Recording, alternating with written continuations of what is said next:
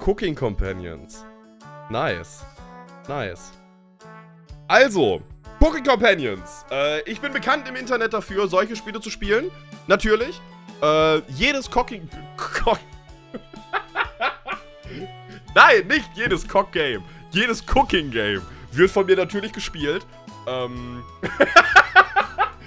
Warum denn immer diese freundlichen Versprecher, Mann? Ja, keine Ahnung, Dating Simulator. Da wird schon nichts Böses passieren. Was soll denn hier passieren, Freunde? Das wird super entspannt. Ich hatte es nicht auf dem Schirm. Ich wollte es nicht spielen, aber aufgrund neuester Erkenntnisse von MadPad ist dieses Spiel wohl sehr abgefuckt und da bin ich dabei. Dein neues Thumbnail sagt was anderes, Yannick. Ja, das ist auch ein Cock, das stimmt. Ja, new game. This game is not suitable for children or those who are easily disturbed. Do you wish to continue? No.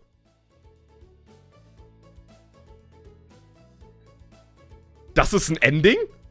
Was? Ich habe einfach gesagt, ich mach nicht mit. Day is turning into night. Better head home and eat dinner. Oder geht's jetzt los? Ist denn das einfach komplett egal, was man da sagt? The cabin is completely silent. What do you want to check out? Well, I don't know. Freunde, was wollen wir uns angucken? Oh, wollen wir direkt in den Keller gehen?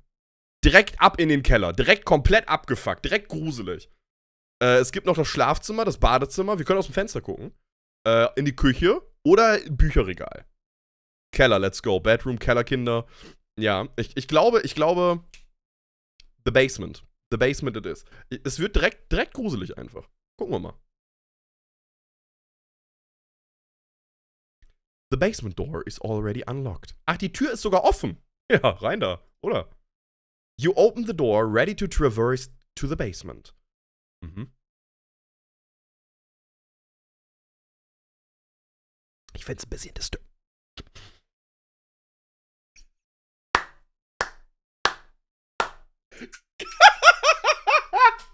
Ich hab mein Achievement dafür bekommen. Game of the Year. Game of the Year. Schön. Gefällt mir. Freunde, ich hoffe, es hat euch gefallen. Das war featuring Jab. Als ob der da drin ist. Krass, Song Edition. Der hat mitgesungen. Vocals bei Jab. Den kenne ich, den YouTuber. Der ist wild. Okay. Das war ein gutes Game. Danke an MadPad, dass er mir das Game näher gebracht hat mit seinen Theorievideos. Ich denke, es gibt nicht mehr hier in dem Game zu holen. Ich denke, es gibt nur dieses Ending. Wir haben damit alles gesehen, was das Spiel zu bieten hat. Und ja. Cool. War auf jeden Fall ganz cool. Ich würde sagen, dass wir jetzt ein anderes Spiel spielen. Weil die 12,49 € haben wir damit jetzt schon wieder reingeholt. Ja, schön. Schön. White Face from I'm Scared? Ich glaube, wir sollten die Credits nicht lesen. Da sind ganz schön viele Spoiler drin. Es ist das White... Alter, I'm Scared, auch immer noch eins der besten Pixel-Horror-Games, die wir je gespielt haben. Geisteskrank. Das taucht hier drin auf? Irre. Irre. Okay. Executive Producer, Miss Diana. Warum sagt Diana wieder nicht, wenn die ein Spiel hier entwickelt? Weißt du, wir sind eigentlich nur reich, weil Diana die ganze Zeit Spiele entwickelt, aber sagt nie was davon. Ganz schön gemein. KP. Ah ja. Jake Jackeborg. Auch ein guter Name. Warum heiße ich nicht so? Ach Quatsch, lest die Credits ruhig vor. Der Typ heißt Yes. Er heißt literally Yes. Und der Typ da unten heißt Bun Bun. Ava Dickerson. Ich frage mich immer, wann in deinem Leben musst du richtig selbstbewusst sein, dass du hinter deinem Nachnamen Dickerson stehen kannst? Dickerson. Das ist so ein Name, da musst du mit erhobener Brust hinterstehen. Dickerson. Fuchs Prime. Hallöchen, Max. Juhu. Wir lieben Max. Hallo, Max. Komme ich hier auch... In Amerika ist das gefühlt normaler Chokehold. Da hieß einer Daddy White? And you. Oh, danke. Ich habe zwar gar nichts getan, aber thanks for playing. Kein Problem. Kuss. Ach, wie süß. Guck mal, da ist auch Phil. Phil ist auch... Mandy Badass Hero war auch da. Sehr, sehr guter YouTuber. Sehr, sehr guter YouTuber. Alter, wie oft wollen die noch sagen, thanks for playing? Ist ja okay. So, New Game, Freunde. The game is not suitable. Do you wish to continue? Ich glaube, heute, ich möchte mich weit aus dem Fenster lehnen, Freunde. Ich hoffe, ihr seid mit dabei auf diesem Abenteuer. Ich werde jetzt einfach mal sagen, dass wir weitermachen wollen. Ich weiß, ist weit gegriffen, aber wir gucken mal. Oh, guck mal, jetzt hat sogar Musik. Wer seid ihr alle? That walk was brutal, but this cabin is amazing. Er heißt Gregor. Jetzt, wirklich, ey. Does this man look like a Gregor? That's not a Gregor. Das ist Gregor Onk. Man kennt ihn. Er hat Kohle übersehen. Deswegen sieht er jetzt so aus und lebt in dieser Hütte. Das ist eigentlich nur das Minecraft-Let's Play hier. Wissen wenige. Okay. Full kitchen, running water, it really has everything. Traum. Wombat-Eule, danke für noch ein Subgift. Und Crow, damit ist ein Jahr voll. Guck mal. Crazy. Crazy. Danke, Wombat-Eule. Finally a place I can read a good book in peace. Anatoli. Was haben die sich für Namen überlegt? Anatoli. Und Maria ist auch mit am Start. I can't wait to tell... Achoo! I'm sorry, everyone. It must be the dust. Stauballergie, Freunde. Das müssen wir uns merken. Das ist wahrscheinlich schon ein Indiz für irgendwas. Und Karen. Get those allergies under control, Maria. Don't worry, guys. I'm sure with a little elbow grease we can make this cabin shine. Elbow grease, das sagt man so? Das klingt ja voll eklig. So, are you volunteering to clean, Gregor? No. Not many supplies here. Guess we'll have to go out to get what we need. There's a fireplace for making stew, so let's get out some firewood, okay? Dieser typische Anime-Blick einfach. Ich wünschte, im Real Life wäre das so, dass wenn man so seine Brille richtet, dass das wie im Anime so dieses Schwing macht. Das fände ich schön. Leave that to me, little guy. Natürlich holt er das Feuerholz. Ich glaube ehrlich gesagt, wenn Gregor einen Baum anguckt, dann zerspringt der einfach in kleine Feuerholzstücke. Ich glaube, Gregor, der hat so einen Ausdruck. Der guckt einfach was an und das zerbricht. Irgendwann mit Smart Glasses. Ey, I hope. Hey, can we go on land? No. Why? The Sun is a deadly laser. Liz! MEHR, ich fahr grad von Haus IT going. How's it going, my bro? 56 Monate, danke sehr. Danke für deinen Resub, Liz. Liz, wir spielen gerade Cooking Companions. Es sieht aus wie ein ganz normaler Dating-Sim und ich hoffe ehrlich gesagt, dass ich ihn hier romanzen kann. Fucking Gregor. I wanna... Ich weiß aber nicht, was hier passieren soll. MadPat macht Theorievideos hierzu. Ich habe absolut Angst, was hier geschieht. Ich habe keinen blassen Schimmer.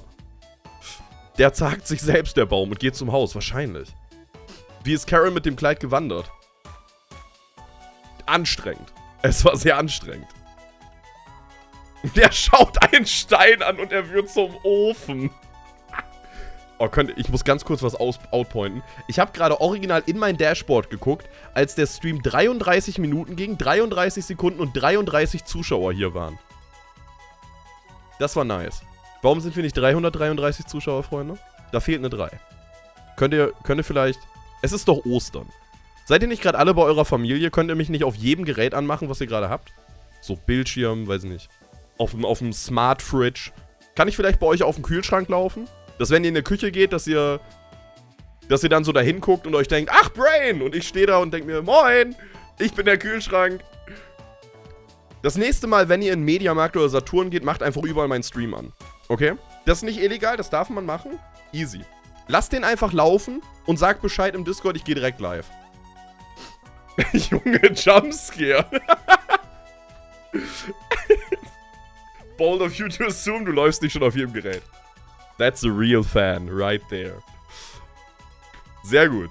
I'll tidy up around the cabin. Need to save Maria from dying due to this dust. Hey! Allergies are nothing to joke about, Karen. Davon kann ich ein Lied singen. Ich sah aus wie der Animal Crossing Charakter nach einer Biene. Ja, jetzt zum Glück nicht mehr. She's not dead yet. Pipsqueak. Calm down. Warum hat er eigentlich so ein cooles Flughörnchen auf der Schulter? Bro, das ist... Wie cool. Und warum heißt der Ey, kennt man Anatoly irgendwoher? Irgendwas löst das in mir aus. Anatoly. The Russian who mummified and collected dead girls? What the fuck? No, das meinte ich nicht. Ich dachte irgendwie, weiß ich nicht, an eine süße Disney-Maus oder so.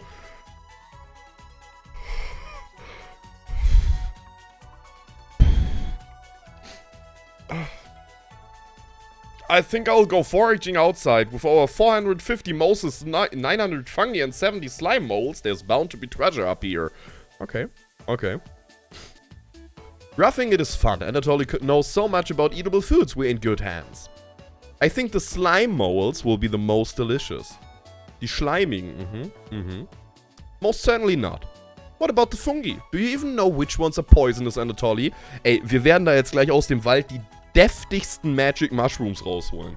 Die werden alle heute Nacht, so einen heftigen Trip schieben.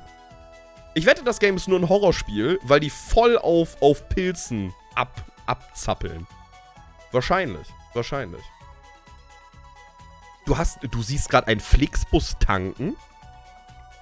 Mach davon ein Bild. Das kannst du locker verkaufen. Das ist so eine Occurrence, die passiert einmal in 2 Jahrzehnten.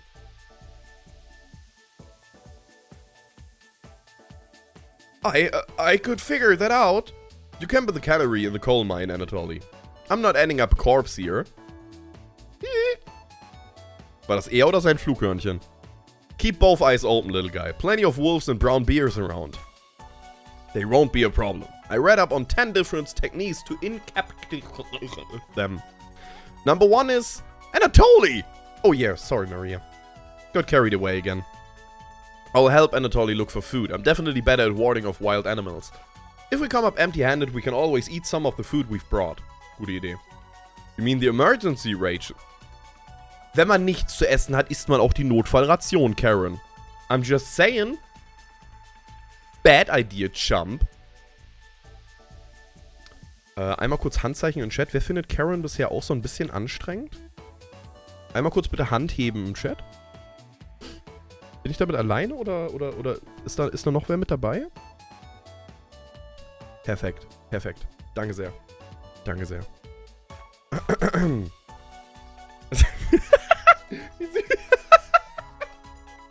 Stellt euch vor, ich sag im Stream wirklich die abgefuckteste Scheiße. Irgendwie sowas wie, keine Ahnung. Wenn ihr das und das absolut zum Kotzen findet, dann hebt eure Hand.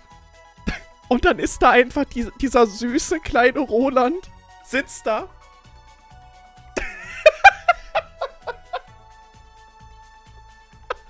Könnt ihr euch vorstellen, wie Roland in der Schule war? Den kann doch keiner ernst nehmen, den Kleinen. Der kleine Racker. Der sitzt da einfach so. Oh, ich liebe Roland. Ich liebe Roland. Großartig. Handheben und Hallo sagen. Hallo Lino. Guten Tag. Hey, Anatoly and Maria are getting the food. Gregor is gathering the firewood that makes you our designated chef. Warte. Ich bin Teil der Geschichte. Everyone's looking at you expectantly. You not.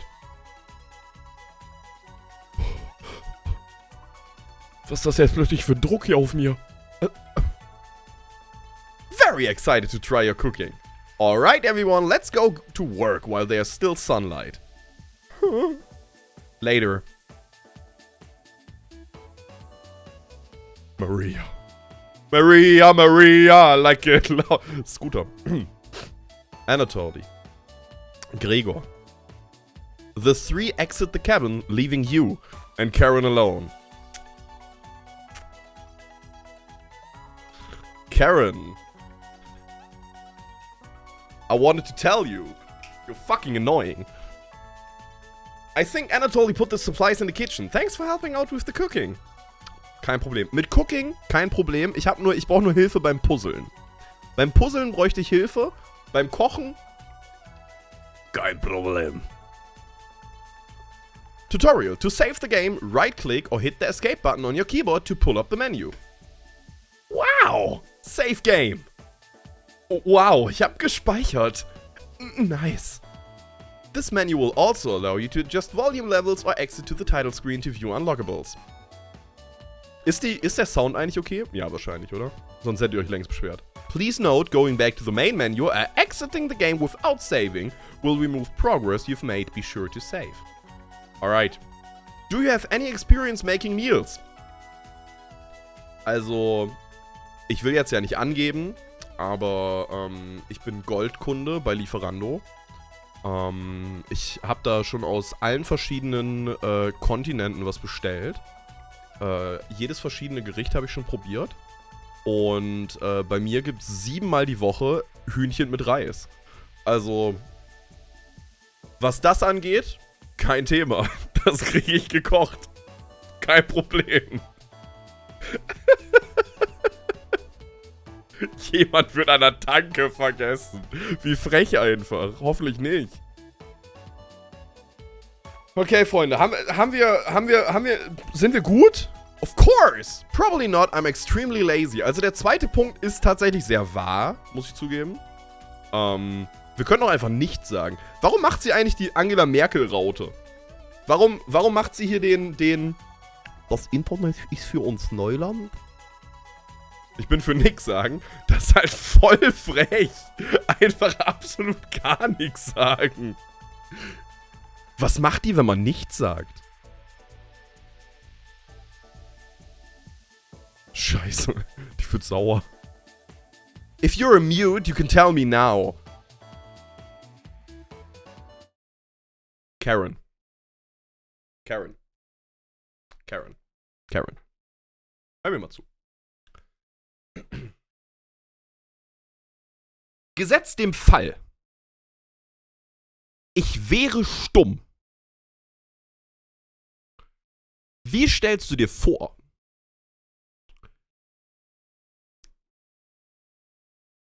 Soll ich dir das sagen? How? This won't work. Karen? Are you a mute?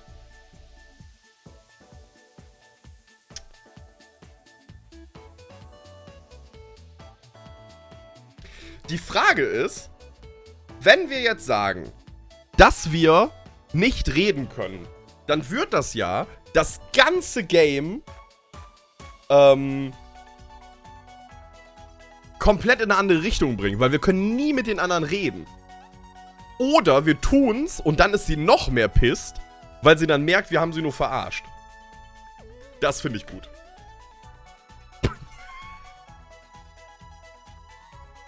Das ist die richtige Reaktion, wenn jemand zu dir sagt, er ist stumm und kann nicht mit dir reden. Genau das.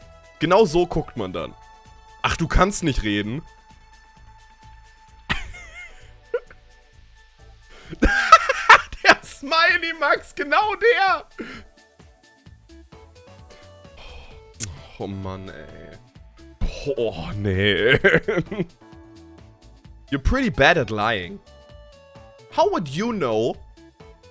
We were talking earlier, remember? Shikes. Looks like lying doesn't work on Karen. It unfortunately looks like Karen will remember that.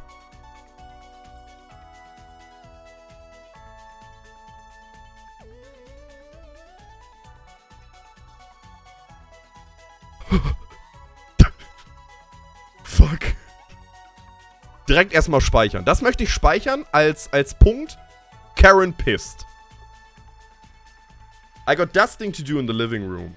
Ja, geh weg, bitte. No need to respond, Chump. Kann ich ja auch nicht, bin stumm. Hallo. Bye. Ciao. So, jetzt kann ich schön in Ruhe kochen, weil die ja nicht mehr ist. Ein Glück. Gott, oh Gott. Wir hätten echt fast Leute an der Tanke vergessen. Sehr gut. Hallo Hades. Hallöchen, Hallöchen. Karen heads to the living room and starts dusting a little bit. You decide to look around the kitchen to find the ingredients for the meal tonight. You never know what you will find around the cabin. Clues and secrets may be revealed by searching an area more than once. Why not give it a try? What area do you want to search first? Wo wollen wir gucken, Freunde? In den Schränken, hinter dem Holz... Okay. Finde ich tatsächlich mit am interessantesten. Weil wenn man irgendwo was verstecken würde, dann ja wohl hinter den ganzen Holzscheiten. Ja, klar. There's nothing but cobwebs back here. Okay, nichts außer Spinnweben. Ab in den Keller. Thankfully no spiders. Was, wenn wir jetzt nochmal dahinter gucken? You look at the woodlogs closer. This is just a pile of Norway spruce. Bist du dir sicher? The Norway spruce won't burn as hot as logs from an oak tree. These would be useless during a snowfall. You reconsider your views on Norway spruce. It's less dense and won't fill the cabin with a heavy smell. The supplies aren't anywhere near here. The supplies aren't anywhere near here. Okay, aber man kann anscheinend an einem Punkt sehr, sehr oft tatsächlich nochmal hin. Gucken wir in die Schränke. The first few cupboards are empty. Anatoly must have put the supplies somewhere else. Was mit den späteren? You check the cupboards again. Just some mouse turds and cobwebs. Mäusekacke einfach. Underneath the sink? You found a dead mouse! Well, splendid! I hate it here! Ugh. This would be a great gift to...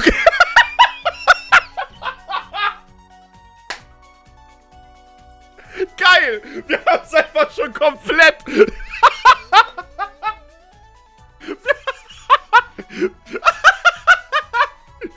Wir haben uns einfach mit Karen schon komplett zur Feindschaft gemacht. Das ist ja großartig. Ich liebe es. Was ist jetzt passiert? What are you doing here? Can you please go? Thank you. Was war denn da plötzlich los? Ja, das ist ein gutes Geschenk für Karen, definitiv. You added the dead mouse to your inventory. Ich schmeiß dir das gleich ins Gesicht. Gibt's noch irgendwie was? You put the dead mouse back in the cupboard. Karen's...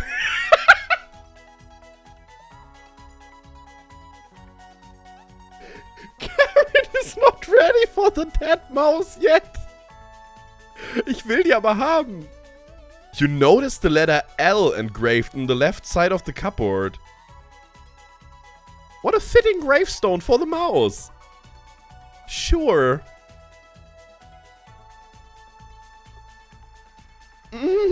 Mal so. Ich kann die Maus leider nicht nochmal rausnehmen, aber anscheinend ist die jetzt da. Hey Liv, was ist das für ein GIF-Emote? Von Clara Smash. Schön.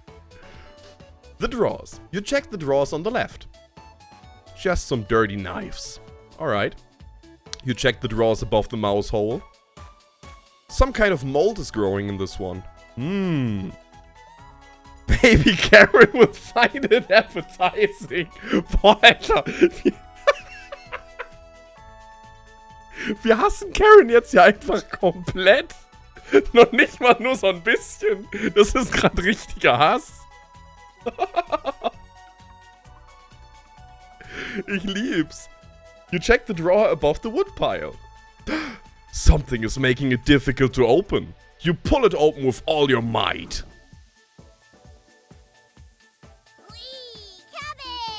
It's time! Trumpet sounds off. Never fear, Onion is here. Like my cousin Cornbread says, I'll rise to the occasion. Always merry, raspberry.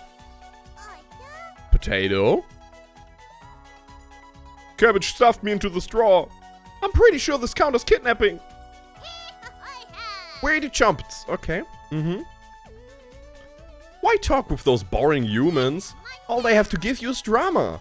Come chat with us instead. We'll share valuable recipes you can cook. We will share with you our secret trumpet recipe. Collect them all to become a 5-star chef. Alright. You can find unlocked recipes in the main menu under extra, but be sure to save the game. To celebrate, here's your first recipe card. Roasted eggplant with sesame and pomegranate. Meat free. I don't know my fruits. Potato napping. Auch gut. Auch gut.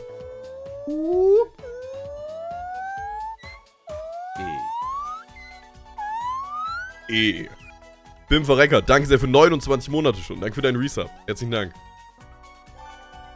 You unlocked your first recipe.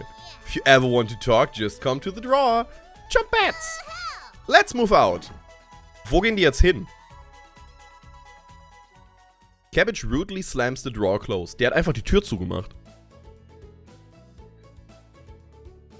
Wurden wir gerade ausgeschlossen von einem Eisbergsalat?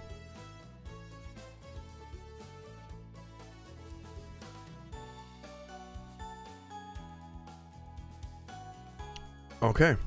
Okay. You wonder if what you just saw was real. You're slightly worried about what this means for your mental state. But only slightly.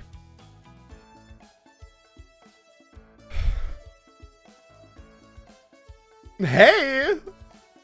Did you find the supplies? You shake your head. LCB, nope. Wenn selbst das Essen ich nicht haben will. Ja, voll traurig. Anatoly lied. He actually put them in the bedroom. Idiot. Warum würde man Kochzutaten ins Schlafzimmer packen? Hat Anatoly irgendwie so einen weirden Food-Fetish?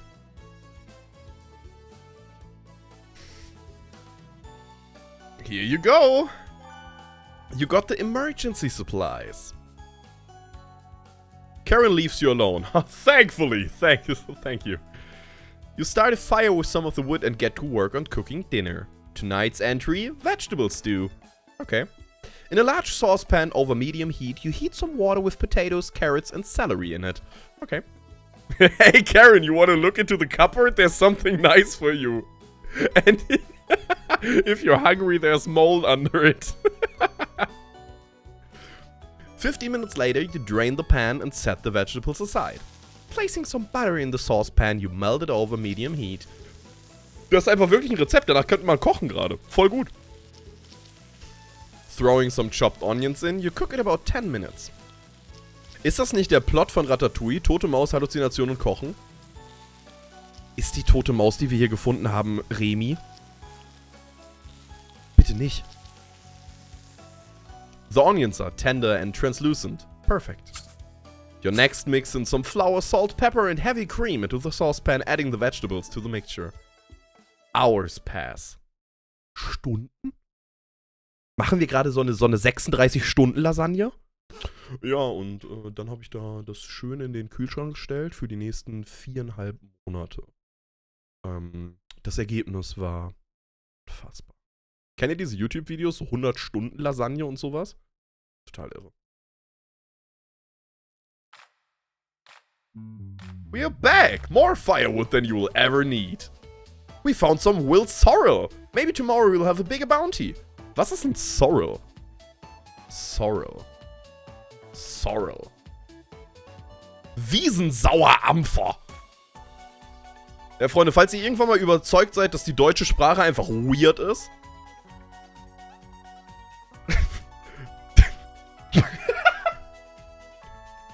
Können wir als eine Community uns darauf verständigen, dass egal wenn ihr irgendwann mal gefragt werdet, was die Geheimzutat ist für euer Essen, dass ihr ab sofort immer sagt, es ist Wiesensauerampfer. Ich finde, das sollten wir. Man kann es auch Sauerlump nennen. Das klingt wie ein Spitzname für mich. Wenn ich sauer bin, dann bin ich der Sauerlump. Oh, großartig. Ich bin Fan. Bin definitiv Fan. Ah. Anatoly is burying the lead. We saw a red deer. Eine rote... Red deer? Es gibt rote? Manta rochen. Maria spotted it. Karen ist auch hier. Hallo Karen. Yeah, that's great. Anyways, killed 17 spiders today while we were out looking at deer. Muss ich noch erklären, warum Karen scheiße ist? Muss ich das noch ausführen? Wer prahlt damit? Was bringt schon 17? Eine Nuke bei MW2 braucht 25 Kills. Mit 17 Kills hast du gar nichts. Weißt du, prahlt hier, als hättest du eine Nuke gerade gerissen. Bullshit. Quatsch. Ah! That should come as no surprise. There are over 160 species of spiders here. Hallo Lopez-san. Oh. 160? Don't worry, Maria. I'm sure they were all in the bathroom or something. No. Almost all of them were near the couch. I was going to sleep on the couch. That's where 16 of them were. I'm not sleeping on that couch then. And there's only 2 beds in the bedroom. Don't sweat it, Maria. I can sleep anywhere. So I'll sleep in the rocking chair. I'll sleep with one eye open just in case any of them swarm the couch. Thanks, Gregor. Karen and Anatoly, you two take the bedroom.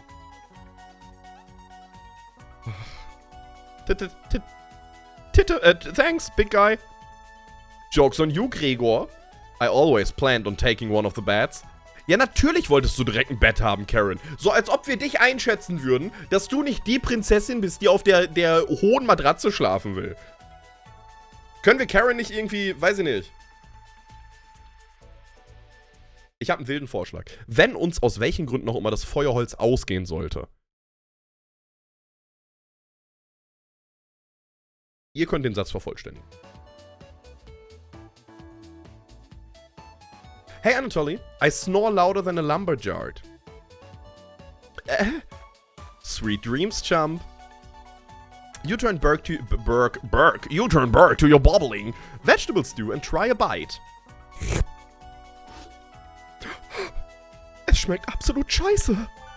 This tastes pretty good. Nice. You cooked vegetable stew. Guys and girls, we did it. You cooked vegetable stew. Das ist einfach auch mal eine Errungenschaft, Freunde. You set the table and ask everyone to dig in. Dig in? Nein, diesen Witz machen wir nicht. Ich bin mittlerweile älter geworden. Das ist kein guter Witz.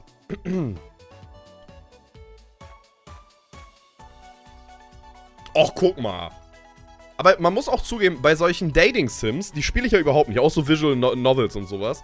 Aber man muss zugeben, ich meine, die Games, die basieren ja auch nur auf Bildern. Aber die Bilder bei so Visual Novels sehen immer 10 out of 10 aus. Die sehen immer so geil aus. Guckt euch das mal an, wie krass das aussieht. Oh wow, this smells delicious. Thank you. You must be a world-class chef. Ja, ich war tatsächlich bei ich wollte gerade Samsa sagen, aber Gregor Samsa ist nicht der Koch, den ich meine. Das ist Franz Kafka als Käfer auf dem Rücken. Ja. Yannick, ich bin mittlerweile älter geworden. Auch Yannick, 3 Uhr nachts Thumbnail. Ja, gut. Das hat YouTube vorgestellt. Es gibt auch Visual Novels mit animierten Modellen. Karen takes a bite. Karen, ich hoffe, es schmeckt dir nicht. It's bland as hell. Well, it's the perfect fit for you. Muss ja ihr Lieblingsessen sein. Wow.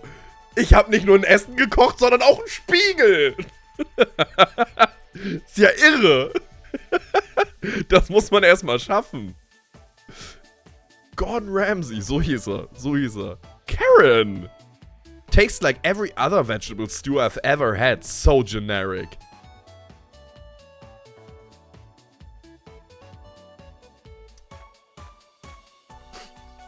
Willst kämpfen? Could probably use some meat next time.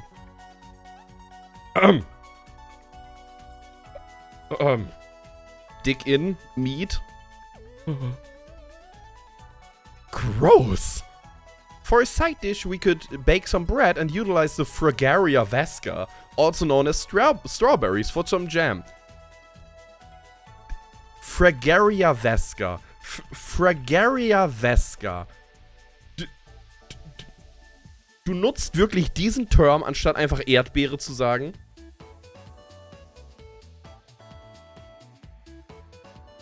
Anatoly, you fucking smartass. Can you just... No. Nobody cares, Pipsqueak. Da bin ich vielleicht einmal kurz auf der Seite von Karen, aber nur einmal. Everyone laughs at Karen's polite ribbing.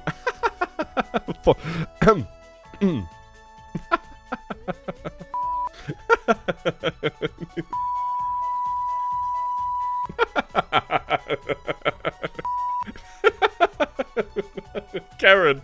Karen. Karen. Nothing makes you happier than cooking a great meal for friends. This could very well be the best day you've ever had. You got to bed stuffed. Wie eine Gans. Oder ein Truthahn. An Thanksgiving. Oh ja, genauso gestopft bin ich. Oh ja. What the fuck? Day E. Das ist ein Programmiererwitz. Man zählt mit I immer hoch. I++. Hey, you up? Well, I guess. How'd you sleep? I was so warm last night I didn't even need a blanket. Kannst du dich das nächste Mal vielleicht ausziehen, Gregor? Ich sag nur, könnte helfen, wenn einem warm ist. Was ist denn da gerade passiert? What time is it? Das bin ich. That's me. About 1 hour until dawn. Will you two pipe down? Trying to sleep over here. Gregor, the birds outside aren't making much noise yet. We didn't bring many supplies, remember? Better to get a head start on gathering food. I honestly can't see the trees outside right now. Ja, das ist so ein Satz ohne Kontext, auch einfach mal irgendwo posten. Perfekt. Gregor, did you see any spiders last night? There was a small one in the bathroom.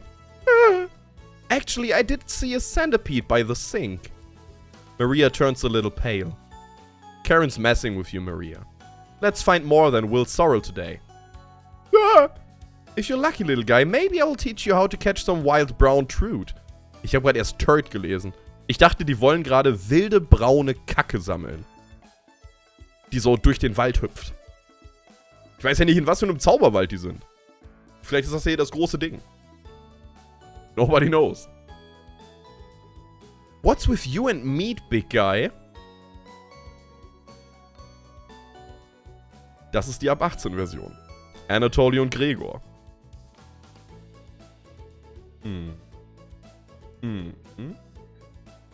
Anatoly's herbalism book stated that there is many more species of plants to eat out here. Let's leave the fish alone. You know, I'm not into meat. Okay, okay. That's a shame. I would wake up early to go fishing. Cheer up, Karen. We'll get to observe the trout at the very least. Maybe we'll see more red deer today. That sounds like a waste of time, Gregor.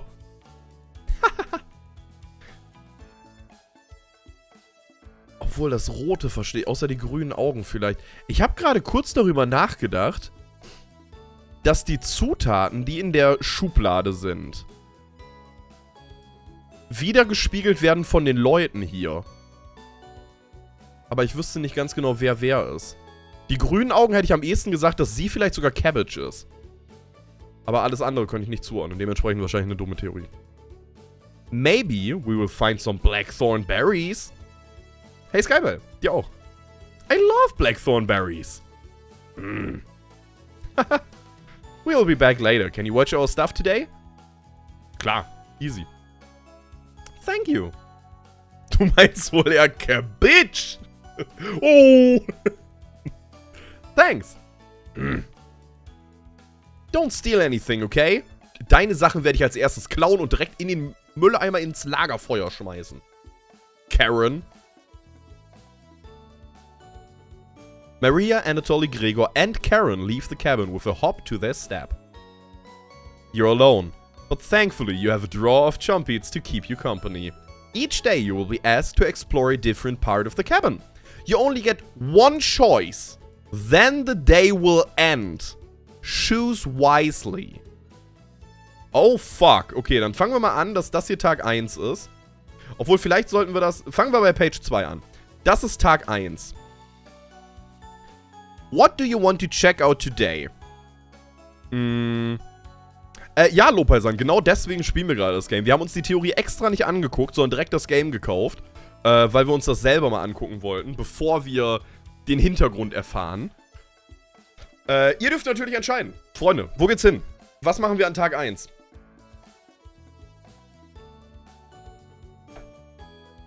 Reden wir erstmal mit den Chompies?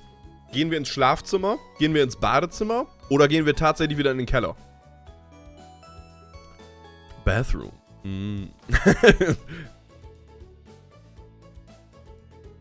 Ich könnte eigentlich auch jedes Mal immer so eine kleine Umfrage dafür machen. Kann man die nicht sogar... Hier, Poll. Passt auf. Wohin? Mit Chompettes reden? Bedroom? Bathroom? Basement. So, Freunde. Hello, little stylist. Boom. Mario. Ihr dürft abstimmen. Alles Gute zum Geburtstag, Tobias. Ach, danke! Ey, voll nett, dass du dran gedacht hast, Niklas. Danke sehr für die 33 Monate. Kuss. Ihr solltet jetzt irgendwie so eine Umfrage sehen bei Twitch. Die läuft jetzt irgendwie 2 Minuten. Da dürft ihr jetzt auswählen, wo wir als nächstes hingehen. Und da gehen wir hin.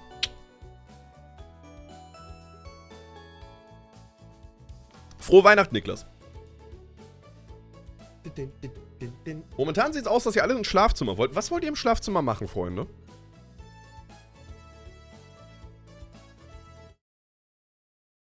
Freunde, warum wollt ihr ins Schlafzimmer? Was habt ihr da vor? Ich denke, wir gehen ins Schlafzimmer. Okay. Okay. Ich habe gerade mein Stehziel erreicht. Schön, ich sitze. That's interesting. Da ist mein Lego-Set. Karen and Anatoly kept the room pretty clean. Only one of them made their bed. Who still makes their bed? Ja, Anatoly natürlich.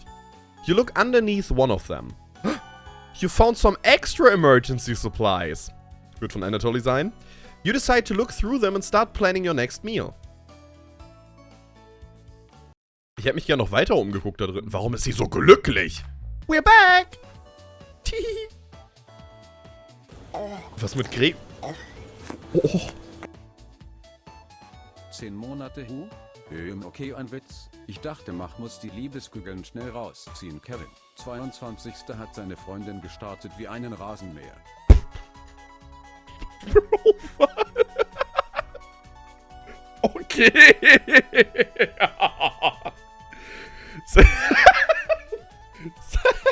Cyplex Games, danke sehr für 10 Monate. Herzlichen Dank. Herzlichen Dank. Knock it off, Maria. It's pretty rare to be scared of one. It's not. Wovor hat er Angst gehabt? Who knew the big guy would be so scared of? Shut up. You don't understand. I don't think anyone understands, Gregor. It was just a marmot, Gregor, not a monster. Was ist ein Marmot? Marmot. Englisch. Murmeltier! Maria laughs so hard that your ears ring. Ha ha ha. Ha ha. Ha ha. Tears are rolling down Maria's cheeks. She's laughing so hard that she's about to hyperventilate. Stop Maria from hyperventilating?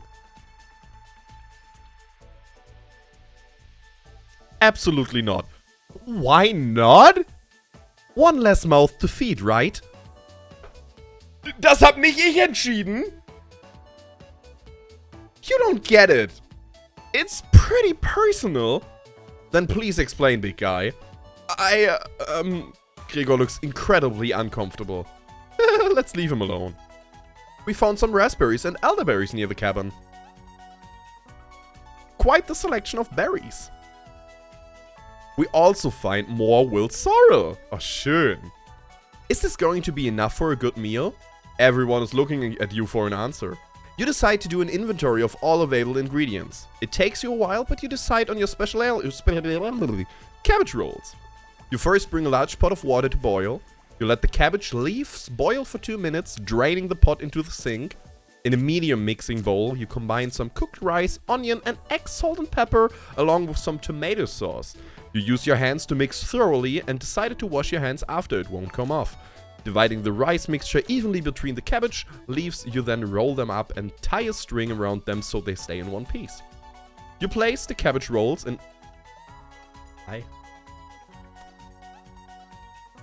You place the cabbage rolls in a large skillet over medium heat, pouring the rest of the tomato mixture over the top. Covering it, you bring it to a boil. You reduce the heat to low and let the cabbage rolls simmer for about 40 minutes, being sure to baste it with the liquid. Oh! Das sind deswegen auch Cabbage Rolls. Die sehen halt so aus wie so Summer Rolls. Gibt's oft irgendwie so in asiatischen Restaurants. Bin ich persönlich nicht so Fan von. Aber die sehen immer ziemlich nice aus. You cooked cabbage rolls! Maria looks optimistic. Ach, Maria. Ich dachte gerade Karen. Weil, if Karen looks optimistic, she should work on her face. Karen looks skeptical. Ja, das kann man so beschreiben, denke ich. Ich glaube, das trifft's ganz gut. Anatoly looks curious. Nein, Anatoly hat gerade die Pfanne im Gesicht.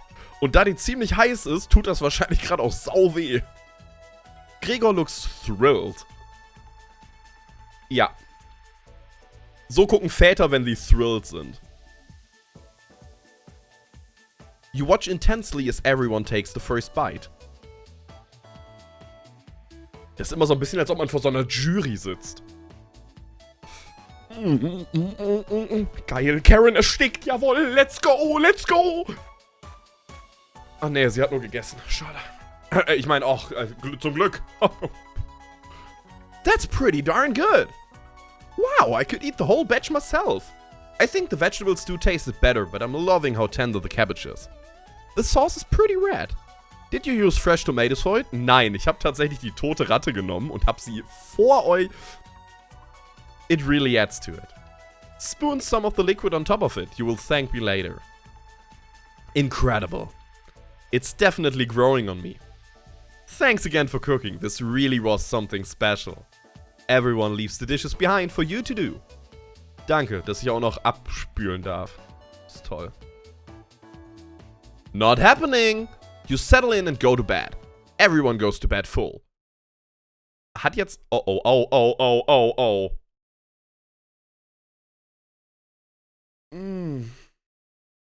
Haben wir die Essensreste gerade einfach alle auf dem Tisch stehen gelassen? Tomorrow will be another great day. Nach Tag I kommt Tag 2. Okay. Good morning, everyone! I+1. Again, Gregor? Can't you let us sleep in? Not today. Why? Storm clouds are gathering outside. We need to find some food before it begins to downpour. Gregor, you're overreacting. We have enough food to last us a while.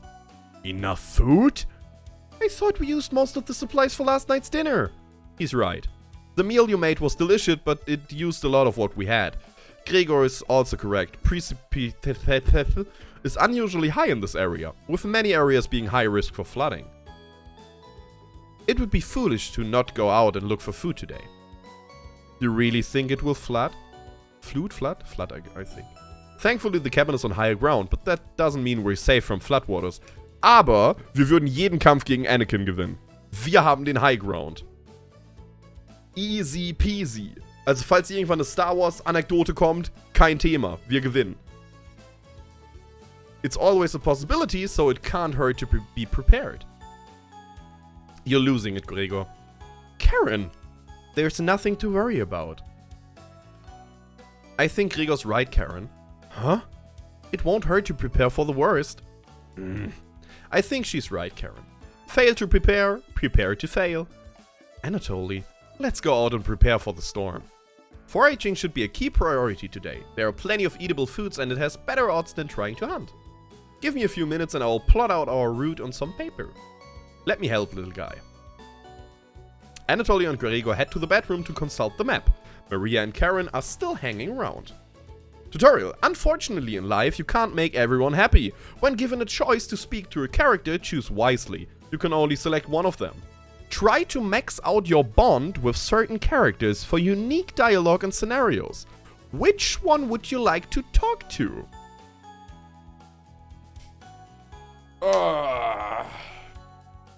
Ich glaube, wir haben ja schon ganz am Anfang dieser Geschichte ziemlich offensichtlich und klar gemacht, dass wir Karen ziemlich kacke finden. So I think we should go with the flow und werden uns mit Maria ein bisschen anfreunden. Maria is paging through some of the books on the bookshelf. You walk over to her. Hello. There are some great books here. Which one is your favorite? Oh, Freunde, was finden wir gut?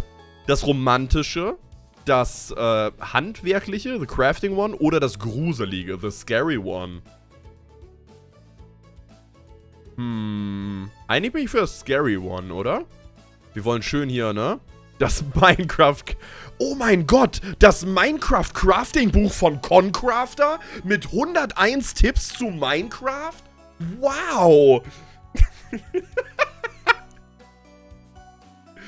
Nice! The scary one, I think. The scary one. I already read the entire thing. It wasn't scary at all. Very surface level horror. A cheap imitation of real horror. Ending with a woman screaming? Does that even count as an ending? You tell her it's a prequel to another book. You're kidding, right? I've lost all faith in authors. You know Frankenstein, right? I don't mean the 1931 film, I mean the book by Mary Shelley. It started with a boat around the North Pole. It definitely had more to say than the film, or this book.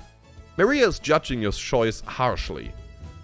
You're pretty sure she will remember that. Wollen wir mit der Entscheidung gehen oder wollen wir ein anderes Buch direkt wählen? Weil wir haben ja unseren Safe State. Und gerade in Visual Novels ist es ja so, dass man sich jetzt ja schon überlegen muss, welche Wege man gehen will. Oder wollen wir erstmal Entscheidungen treffen und dann gucken, wo es uns hinführt? Ist wahrscheinlich das Beste, ne? Für den ersten Run, dass man erstmal guckt. Let's look where it leads.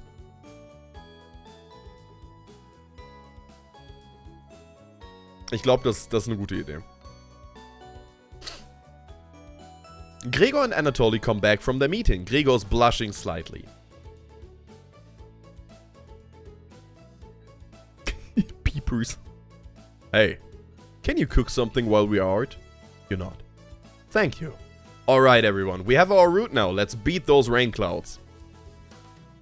The group leaves, determined as ever. You have the cabin all to yourself.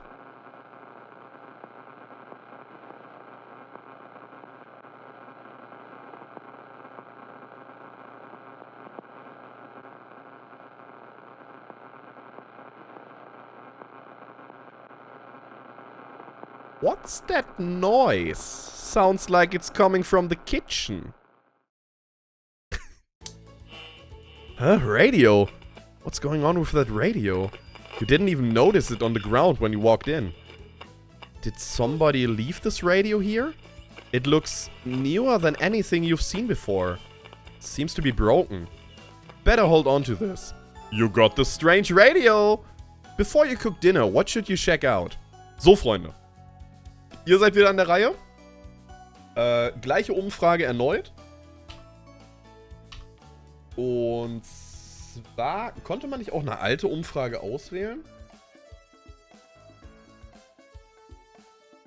Das ging, glaube ich, oder? Hier.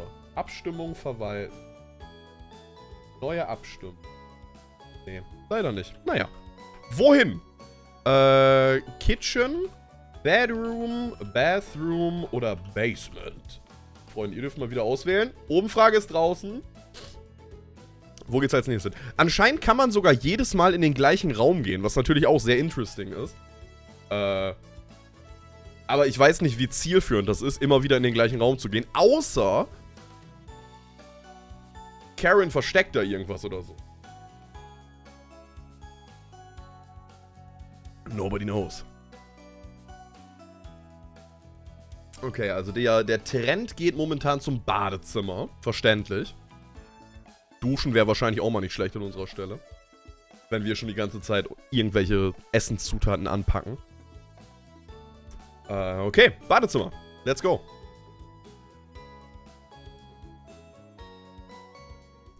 You remember an old tale about a child who said a killer's name 3 times into a mirror. Aha.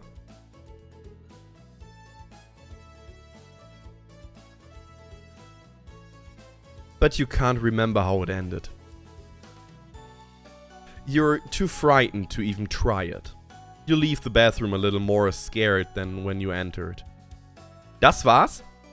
Das haben wir hier jetzt gemacht? Wow.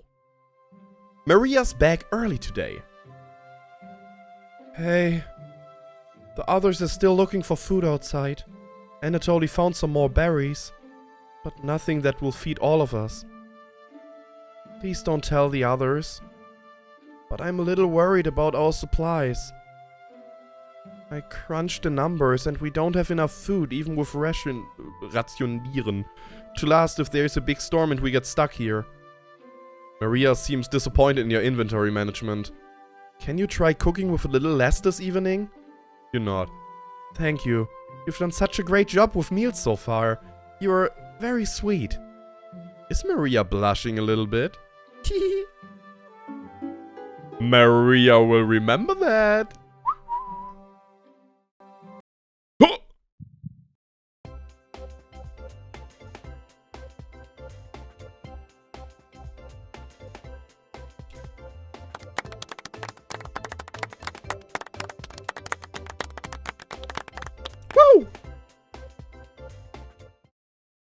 Maybe you can teach me to cook sometime. You're not. Looking forward to it. Hey, you could hold cooking classes here someday. Rudely interrupting a tender moment, the others burst into the cabin. Karen ist jedes Mal angepisst, oder? Don't be so down, everyone. We got tons of good berries. Jam is so bland without any sugar. Do you have any sugar? You shake your head sadly. Turn that frown upside down, Karen. Who knows what tomorrow will bring? I'm not smiting for you, Gregor. You missed out. The sunset was really tremendous on our way back. Karen's Leben ist angepisst. Hues of orange, red, even a little purple poking out. Red sky at night. Sailor's delight. Red sky in the morning. Sailors take warning. So we can expect the sailor's delight tomorrow? That's awesome. You're such an optimist, big guy. We must have walked a few miles today. Gorgeous sights. You could even see snow on the tips of the mountains. That rumble sounded like a dying calf. You look from person to person trying to determine who it was. It was definitely Maria. Maria! I would recognize that sound from anywhere. Guilty! Maria looks embarrassed, but the group laughs at her honestly. Except for you. You search your mind for something to say, but all you can think of is an old riddle.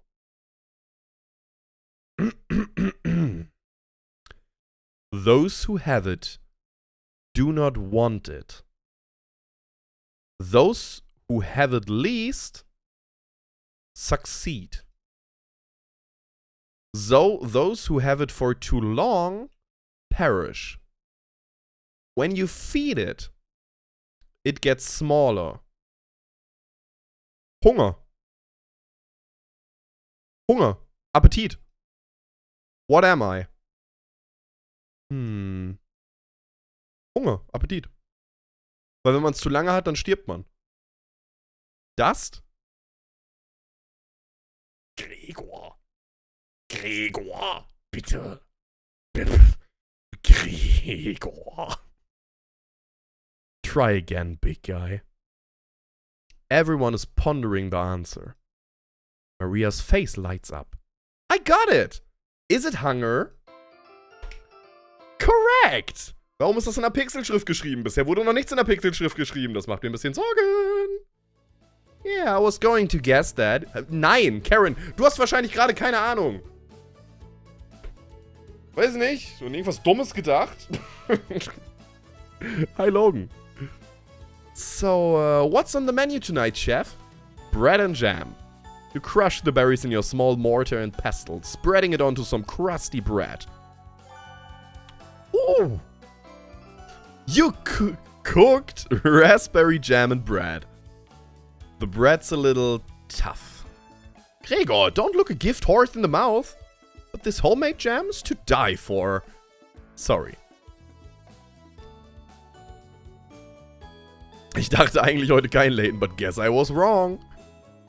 No, you're right, Gregor. This bread stinks. Maria! Everybody laughs. You're not sure this could be called a meal, but it got the job done. Everyone thanks you for your dinner and heads off to sleep. Alright. Ein weiterer Tag überstanden. You go to bed wishing you had more. You have a strange dream. Something is riding on your back? And it's becoming a nuisance. Was ist das, ein Nuisance? Belästigung.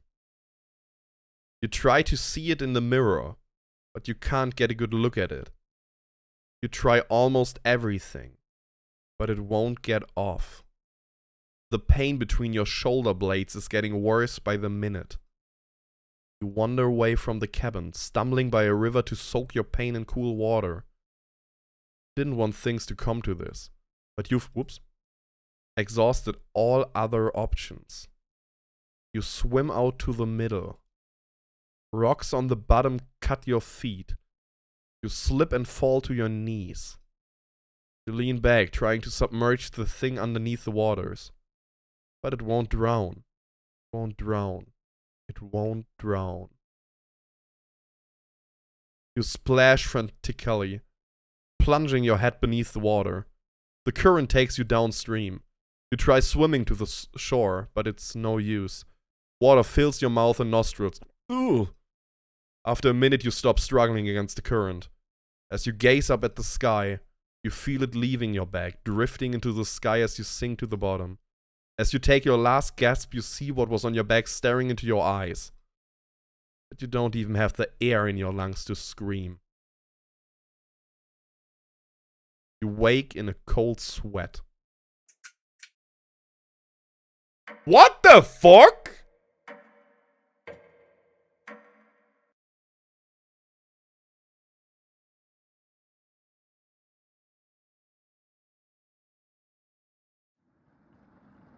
Same. Same, Gregor. Wake up. Make up. Das ist doch System of a Down. Gregor, guter Musikgeschmack. Sorry, you're making strange noises in your sleep. What's going on, Gregor? Did the lighting wake you up? It woke me up. Tried to fall back asleep, but it's so loud. Let's just get back to sleep and talk about this in the morning. Everyone nods in agreement and gets back to bed.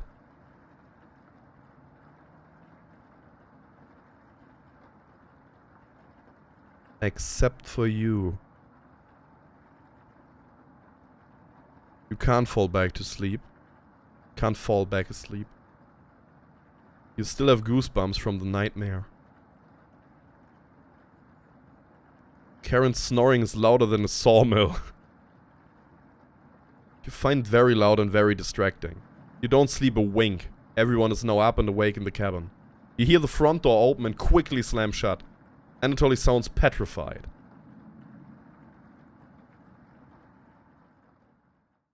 I looked out the door and we're completely surrounded by floodwaters. Looks like sailors take warning was more appropriate for today. Maybe it will clear up tomorrow? You can't steal big guy's optimism, Karen. Why the hell not? That's all he has going for him. He's also good at chopping wood though. Knock it off, you two. Maria, do you think it will clear up tomorrow? I give it a 27% chance of it clearing up tomorrow. Based on what?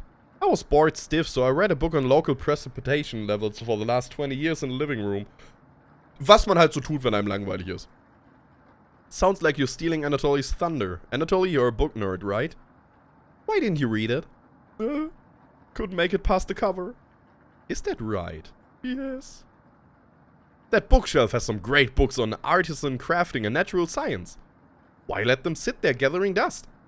How did you arrive at a 27% chance of clearing up tomorrow? It's easy. Take the time of year, multiply it by a factor of... Maria begins to explain meteorology to you. She isn't dumbing any of this down. It's similar to... So in etwa hat sich Matheunterricht für mich angefühlt. Seit der 2. Klasse. Da hat schon aufgehört. Mhm. Ja, das ist ähnlich. Das stimmt. Das kann man gut vergleichen. Das ist fast das... Ja. Ja. So the first thing you need to understand... Minutes of explanation feels like hours. You look over at Anatoly. He's listening intently to Maria. So intently he hasn't blinked yet. You can see his eyes drying up. A tear rolls down one of his cheeks. This is brutal to watch. Maria finally wraps up her lecture. She ends with a bow. Nobody claps. Doch, hier, für dich. Gut gemacht. Tough crowd. Maria, that was... inspiring. You lost me a few minutes in, but it's okay. I didn't understand a word of it. Same. Ich hab nix kapiert. Geh. Plötzlich deutsches Wort. Anatoly turns to you. Anyway, there's no telling how long this will last. We can't leave the cabin until these floodwaters stop. I know our food situation is a little tight, but I know you will make the right decisions. I believe in you. Me too. It looks like we have enough leftover berries for my bread and raspberry jam. I'll pass on the jam, just give me more crusty bread. Everyone laughs. Except for you. With everyone stranded in the cabin, you need to keep everyone fed and happy. You sneak out to the kitchen while everyone's still talking. Aye. You get out some crusty bread and get to work making some more jam. With the kitchen to yourself, you decided to check in on the Chumpets. Hello. Hi. Don't worry, as the leader of the Chumpets, I will make sure none of the humans know about us. Onion! That big guy would try eating me like an apple, so definitely don't tell them about us. Are your plans going awry? Got another cornbread classic for you. Did you hear about the bread maker's bakery burning down? No? Her business is now toast. That one's been done to death.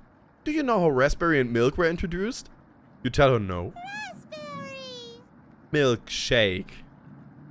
You let out an audible groan. Oh. Mir gefällt das Brot am lieb am besten, glaube ich. Did cornbread teach you that one? Nope. Wasted an entire day thinking about the terrible pun. It was well worth the time and effort, Raspberry. Maybe you will win the annual Chompete comedy competition this year. Not while I'm here. I won't choke on stage this year. Isn't that every year, Brad? Upsala. Ich drücke mal rechtsklick aus Versehen. We still talk about the closing line, Brad. You're going to do great this year. Anyways, don't even think of eating us if you're hungry. Chumpets stick together through thick and thin. Rain or shine. Feasting for mine. Potato, I swear to God, repeat the line or we're locking you up again. Life or death. What now? That's right. Chumpy. Hat mich gerade ein Brot bedroht? The Chumpies somehow manage to close the drawer on themselves. You bring the crusty bread and jam into the living room. Okay. Karen interrupts as you bring them the food. Took you long enough. Karen looks at the 2 slices of bread left and the mason jar of raspberry jam. There's mold on these last 2 slices of bread. Ja, passt doch, die sind für dich.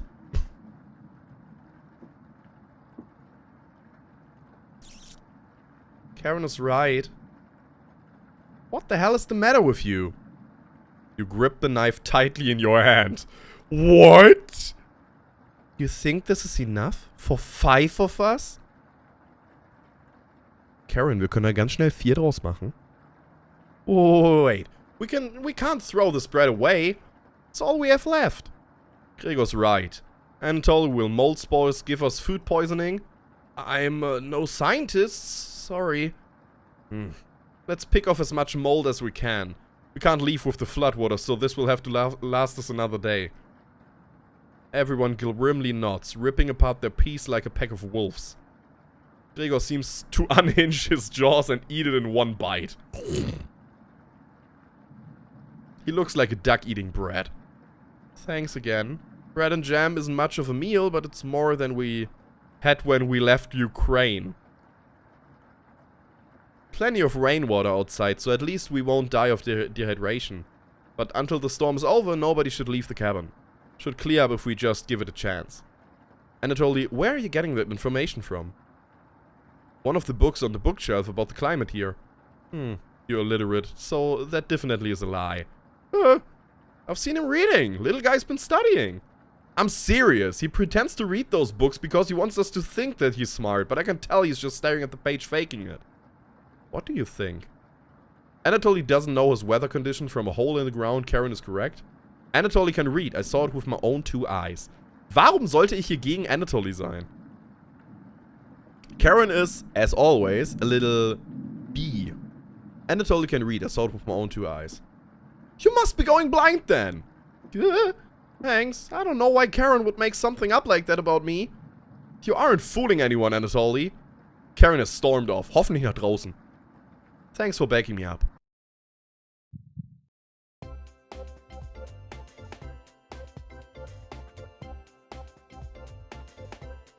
Diese Musik ist immer in meinem Kopf, wenn ich irgendeinen Freund zum Lachen bringe.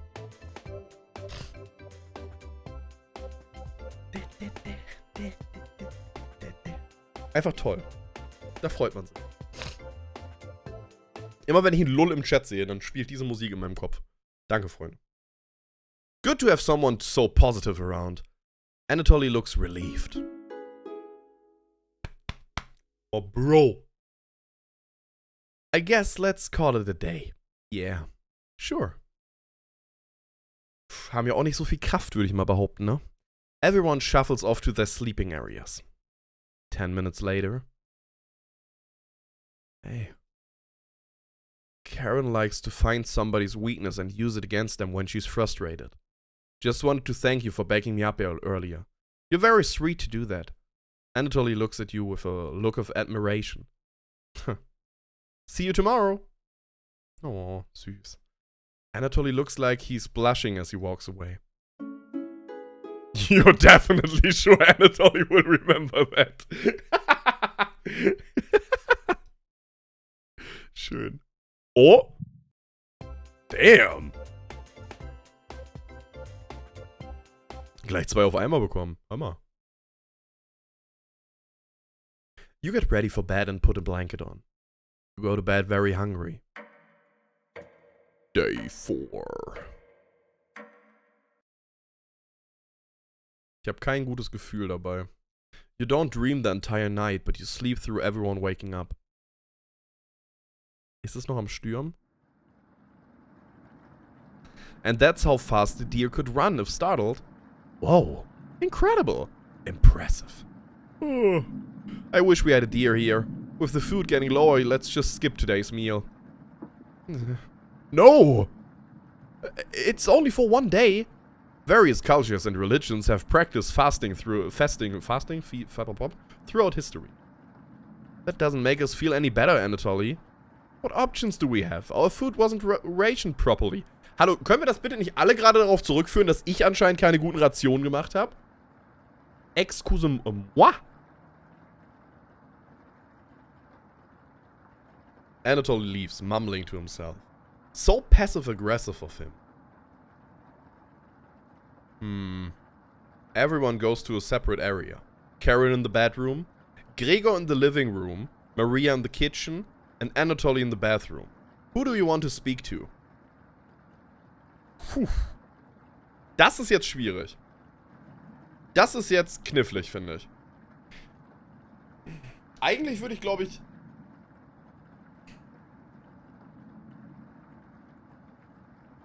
eigentlich am ehesten, glaube ich, mit Maria, I guess. Weil vielleicht hat die noch mehr Tipps, wie man mit wenig Essen weiter auskommt.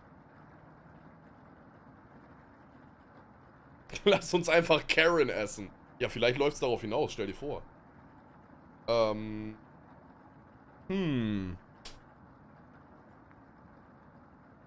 Einfache Frage, wen magst du am meisten bisher? Gregor ist der entspannteste, weil Gregor sagt zu nichts irgendwas Böses. Anatoly ist manchmal so ein bisschen frech. Ich glaube, Maria ist halt mit am schlausten aus der Gruppe, auch wenn Anatoly sich gerne so aufspielen würde, aber Maria hat, glaube ich, am meisten Wissen. Ich gehe mit Maria.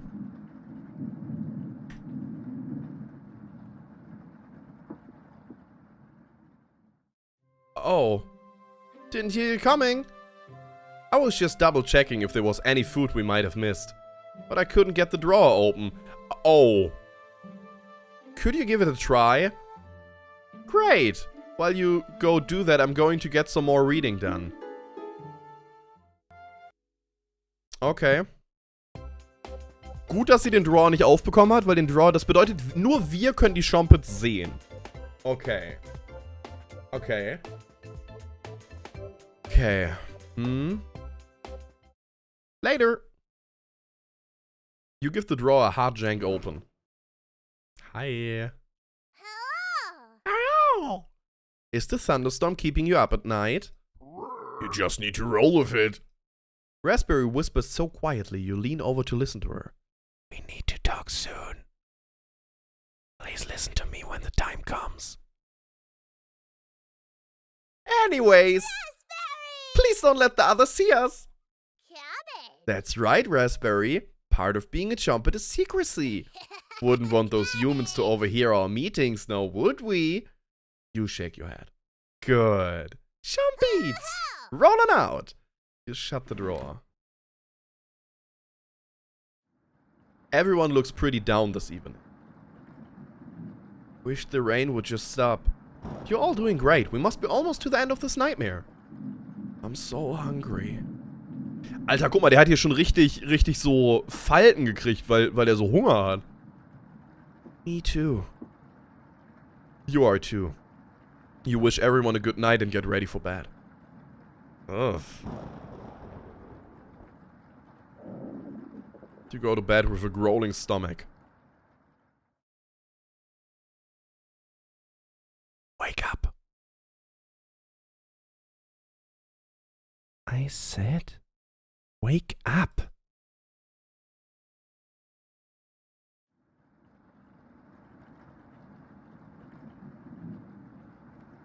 The rainfall is non-stop again. Did you have anything to do with this? You don't answer her question. Always thinking with your stomach, right? You should reconsider, might save what little humanity you have left. At least I tried. I won't have a guilty conscience by the end of this. Go back to sleep, monster. You easily forget about Raspberry's conversation. You have a strange dream. A boy is yelling at you in the kitchen. You keep telling him to lie down on the tray, but he keeps shaking his head, calling you names. So you do it. You lie down on the tray and make your body as flat as a board. You show him how it's done. His anger turns to courage, and he pushes you into the oven. As the stench of burning hair fills your lungs, you see him sneering back at you. You wake in a cold sweat. Da war einfach ein Kind, was uns angeguckt hat, wie wir in einem Ofen verbrennen. Ach so. Everyone seems to be sleeping in later than normal. Their stomachs must have kept them awake all night. The rain is still pouring outside. You can barely make out the trees from the windows. You hear a stirring of blankets, arms and legs. Maria looks petrified. I couldn't sleep. Anatoly has bags under his eyes. The storm is too loud. Karen looks out of it. The cabin was creaking so much last night. It sounded alive. Gregor looks a little gaunt. I got a good look out the window. And? Couldn't see anything due to the rain. Great observation, Gregor. I was so hungry last night. I kept pacing around my bed. Karen turns to you. When is this going to end? Woher soll ich das wissen? I checked outside the door again. Floodwaters keeps rising. Unfortunately, we're going to need to stay put unless one of us wants to drown in rainwater. As soon as the weather lets up, we will be able to scavenge for supplies. How close is the nearest town? I don't know. Didn't you have a map on you? I think I dropped it while we were running after Gregor. I'm sure it will show up eventually. Haha, ja, weil es hier reinfließt mit dem Wasser. Top! Top, top, top. Maria and Anatoly go white as a sheet. How are we going to find our way back now? We'll have to ride out the storm. Maria looks at you. We're down to our last slice of bread. I don't know how much longer we can put off eating. The group stares at you. It will clear up in no time. Maybe you're right. The group looks worried. They all gravitate to an area. You can tell Gregor's putting on a fake optimism and Maria is having trouble. Which one do you want to speak with today? Ja, das Ding ist, man könnte jetzt halt mit Gregor reden, aber dadurch, dass wir mit Maria ja schon irgendwo was aufgebaut haben, würde ich weiter damit gehen und gucken, wo das hinführt. It's cold as hell over here. I'm surprised Gregor isn't freezing to death at night. How does he do it? You explain to Maria how the size of a person and fat content determine how warm they are naturally. Yeah, wish I was as big as Gregor. But to be honest, I don't need to be that tall to make a difference in the world. Do you know what he wanted to do for a career? Maria does her best Gregor impression. Split firewood and gaze at the stars. How boring is that? Depends on the person, but pretty boring. You're so funny. Thanks for coming in and chatting with me. Maria blushes a little. You make it easier to pass the time. Thank you. You're pretty sure Maria will remember that. Hey! You thank her and leave the bedroom. Oh god. Oh god. You call everyone together, they all look grim. You could cut the tension in the room with a knife. Everyone is staring at you. They're expecting that last piece of bread for dinner. You bring it out, everyone cannot take their eyes off it. You instruct everyone to take a pinch. And slowly all 5 of you tear it apart like a wishbone. Everyone studies their piece of bread carefully, wondering how long it will last. Karen is the first to eat hers. She chews each bite a few hundred times before swallowing. Anatoly chews it cautiously, opening his mouth once he finishes each bite. Maria nibbles on it silently, eyes wide, moving from person to person. And Gregor? Isst seine Hand. Gregor just pops it in his mouth like a cherry. It was gone in an instant. Wow. The group thanks you awkwardly. It's not much, but you've run out of options. You wish everyone good night and get ready for bed. Go to bed starving. Ach du Scheiße. Ja, wäre ganz gut, Marv. Bitte. Einmal ausbauen. Jeder ist vorsichtig und dann gibt's Gregor. Good morning! Morning. Let me check if the rain has stopped. It's still flooding. What are we going to do? Humans can live about 2 to 3 weeks without food. Water isn't a concern. Rainfall should end in a day or 2, right? Actually, precipitation can occur more than 215 days a year here. But do you really think it will rain that long? Anatoly, it's been days already. What makes you think it will stop soon? Relax, everyone. Let's see how long we can ride this out. Fingers crossed it's done by tomorrow. Panic is slowly creeping in. Everyone's looking scared. But you need to survive. Karen and Gregor begin to discuss next options. Do you want to speak with Maria in the kitchen or Anatoly in the living room? Think instead about everything you've done wrong and how you've doomed everyone. Das ist auch eine geile Möglichkeit. Erstmal schön direkt Selbstzweifel. Let's go!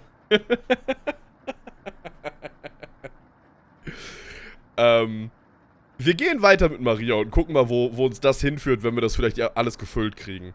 I don't know. Hey. Maria looks relieved to see you. Das ging schnell. Okay.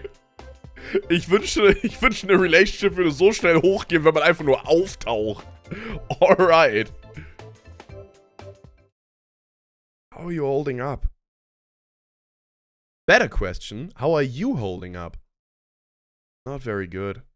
That's very sweet of you to ask. Maria's looking at you intently. She gets a little Bro. I noticed you didn't use any meat when cooking.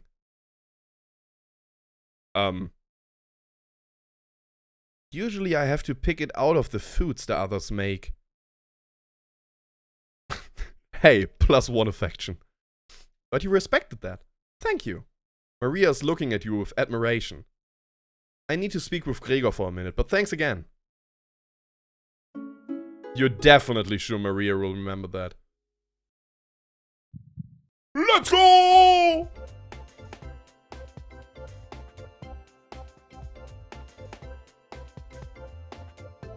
Alle Herzen voll.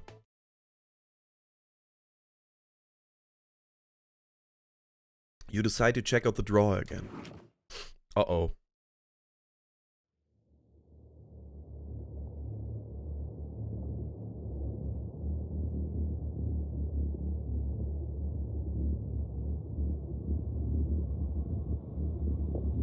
Wo sind die anderen? You ask Potato where the others are. Oh, Fischei funktioniert ja super. Oops. They'll be back.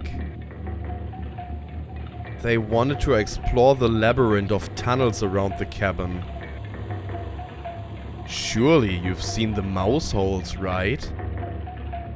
They connect all over the cabin. Must have been some mouse that created them, or something worse. Anyways, I'm not going to sugarcoat this. Things are going to get worse from here on out. You have a feeling Potato's telling the truth. You realize some drool is leaking out of your mouth. Disgusting. Don't even try to eat me. You would just get deathly sick if you tried, and from the look of you, you need to retain all the water you can. From rationing to cooking, you failed every common sense measure for basic survival this week. You knew something like this would happen, right? Never mind. With floodwaters rising and no food now, I think it will be a great time to go over the fundamentals of starvation with you. When experiencing starvation, there are 4 factors that will determine if you live or die. Age, height, weight, and your degree of activity or inactivity. You've been especially lazy, so think you will survive a little longer than the others. The Harris-Benedict equation can help you figure out how many calories you need to simply maintain your current weight. The equation produces a number called the basal metabolic rate, or BMR. Stay with me here. BMR equals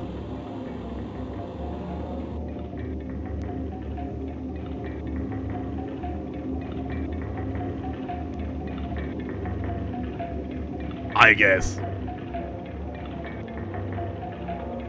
Got it? For fun. Let's try it on someone here, Maria. Using Harris Benedict. She looks like she's 120 pounds. About 5 feet, 5 inches tall. About 20 years old. Crunching the numbers. I think she would need about 1,388 calories daily. But that's being abnormally stationary. She would have to lay in bed all day and night, just eating, breathing, and using her brain. Not very common when you're starving to death. People tend to get up more. If she was being very active, let's say swimming through floodwaters, we would need to multiply that 1,388 calories by 1.9. So now she needs 2,638 calories per day. That's quite the difference, especially if you didn't ration the food properly. Which you didn't. I guess that wraps up our first survival lesson. Hopefully we will never have to speak again. Okay? Shut the drawer, going over the numbers again. Yikes! I don't think any of us can take this much longer. Gregor's voice starts to crack.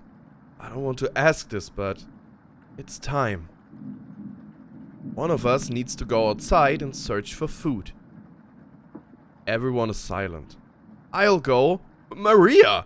I used to swim all the time near my house, so I probably have the best chance of swimming through the floodwaters. No! Let me go instead. You won't get very far if anything happens to your glasses, Anatoly. You're blind as a mole rat, remember? That's true, but... Little guy, let me go. Gregor, Sounds good to me. Karen! His arms are definitely the longest, so he's probably the best at climbing trees out of all of us. No, that wouldn't be right. Gregor, let me go instead. I get that none of these options are good ones, but we need to find food or help. Oh nein, der weint. Gregor grabs a branch from the woodpile. He cuts it into different measurements. Since we can't come to a consensus, let's draw for it. We will each pick one from my hand. And the shortest will go outside to search for food. You're not worried about drawing. You saw Gregor cut the branch lengths. So you can tell which is the biggest one of the bunch. You pick it. You watch the others intently. Und wir nehmen direkt den längsten? Wow. Wow. Will it be Gregor? Anatoly? Karen? Will it be... Looks like I've got the shortest. No.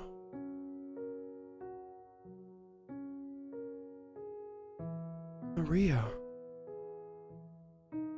It's okay. I watched Anatoly 4-H earlier, so I'll know what to look out for. Just swim until you find higher ground and scout the area. Maybe you will find a fish out there. Everyone looks heartbroken. Karen, Anatoly, and Gregor, I'll keep us alive. I promise. She promised. Everyone watches as Maria leaves the cabin. The silence is deafening. Goodbye. The door shuts behind her.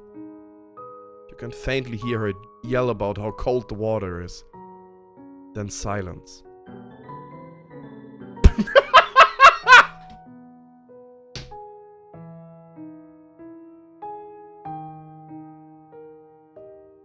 Maria has left the cabin. Okay.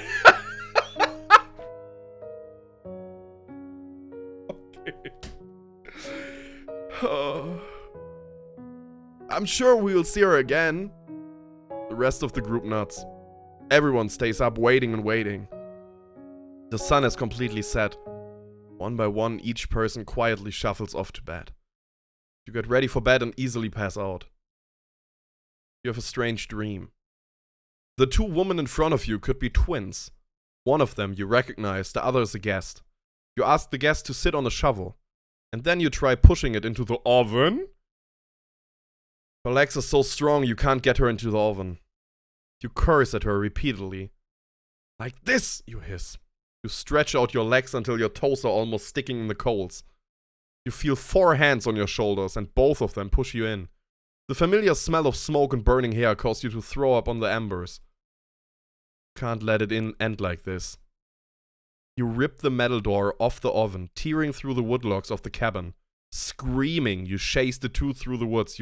Your burn chills with the wind. The guest looks behind her and her eyes widen when she sees you. She's terrified. Your fury rips trees out by their roots, soil from the ground, rocks from their pits. You've never been this angry in your entire life. Their stamina can't last forever, you're gaining on them. As you trample through a field of wheat, the guest throws a piece of cloth behind her.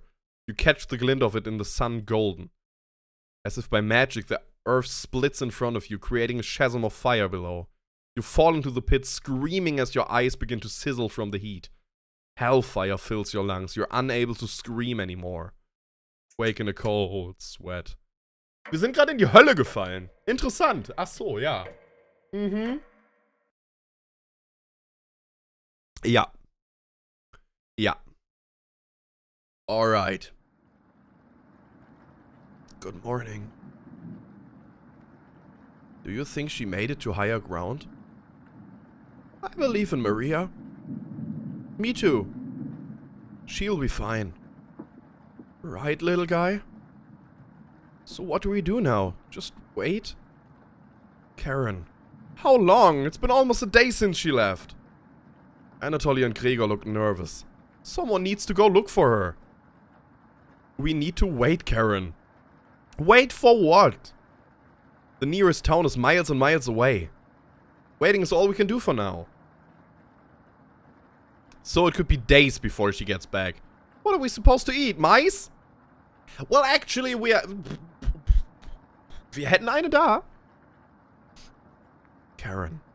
I'm sure Anatoly will agree, but we'll discuss next options when we get to it. Every waking thought is about food now. I never should have eaten that much. Karen's hands are involuntarily shaking. Gregor and Anatoly just nod in agreement. They don't even need her to elaborate. You're sure Maria will make it back. She promised. Everyone retreats to their areas. What do you want to do today? I want to cry. I think I want to do that. Mit Anatoly, weil das der zweite ist, mit dem wir angefangen haben. Und wir wären wieder in der Küche.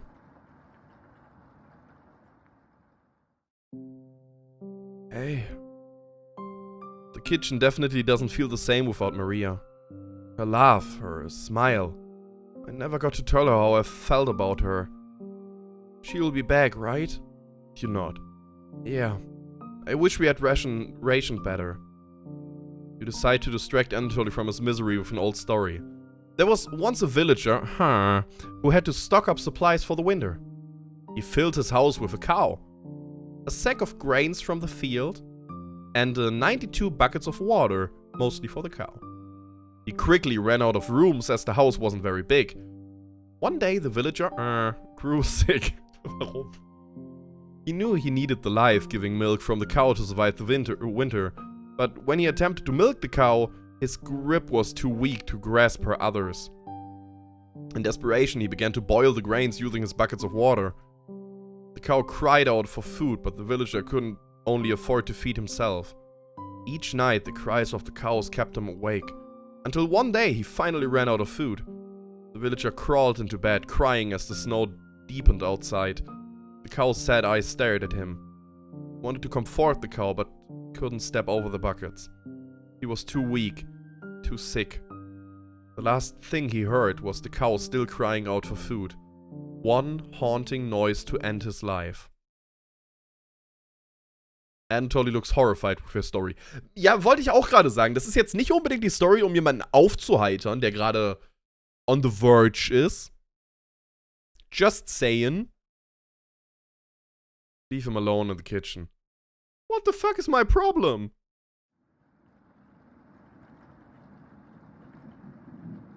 I can't stop thinking about that vegetable stew. I'll be fine with the bread and jam. I'll be fine with just the strawberries. Gute quote. Nobody else laughs. I would kill for some vegetables about now. You would too. I'm going to try to get some sleep. Good night. Night. You fall asleep quickly, but you only dream about desecrating a corpse. You wake in a cold sweat, in a completely different room. Wie bitte?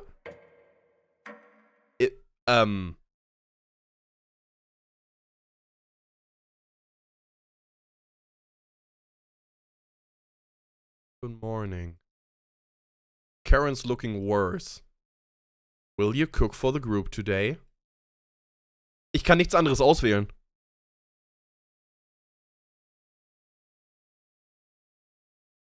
You take out a cutlet of meat and begin to cook it in the oven. You cooked meat.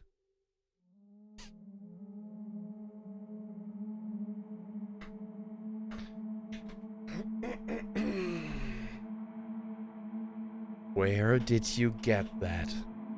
You ignore Karen's question. What's that smell? Gregor finally gets off the couch. Where did you... The three are looking at you, salivating.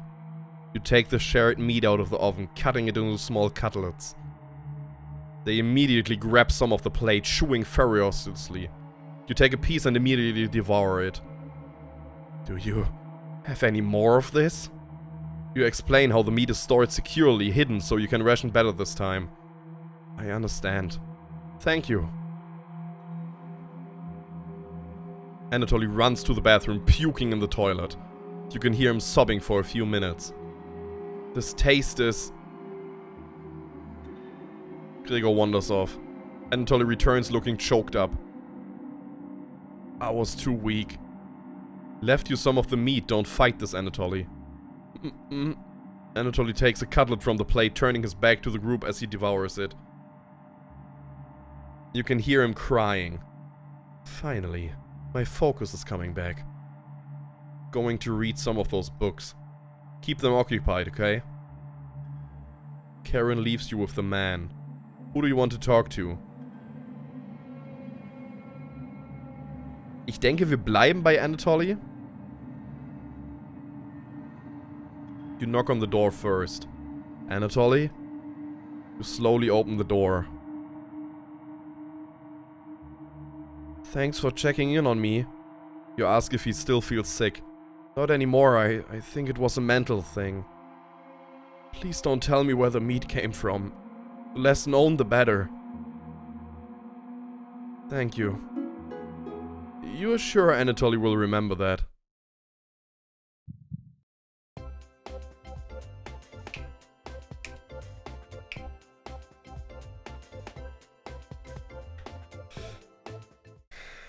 You leave Anatoly and go tidy up some parts of the kitchen.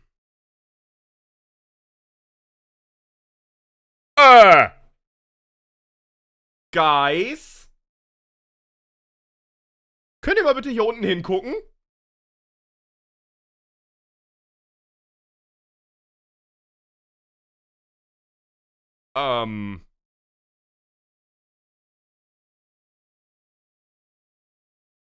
Hours passed. The meal gave everyone the perseverance to keep going. Eating will just make them hungrier. Es ist weg. They are fine now, but soon they will be begging for more.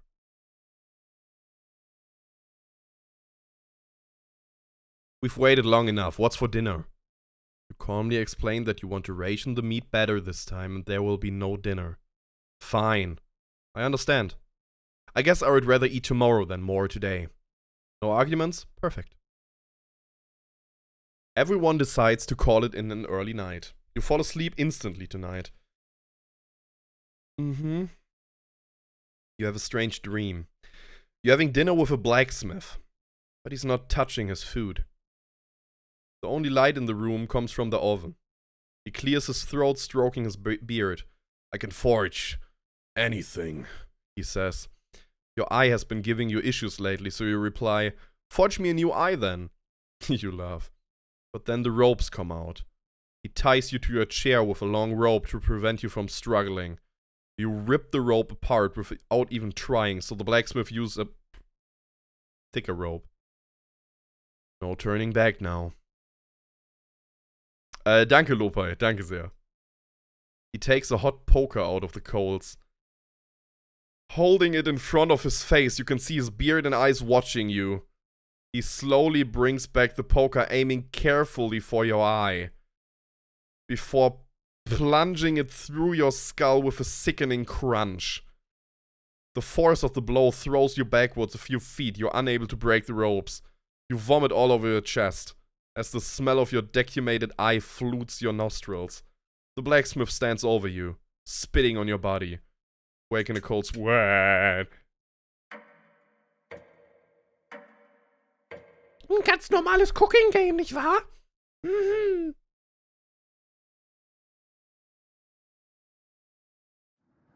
You wake up to see Gregor looking out the window. He turns to you, not smiling. Take a look out the window. Do you notice anything? Они вас никогда не простят.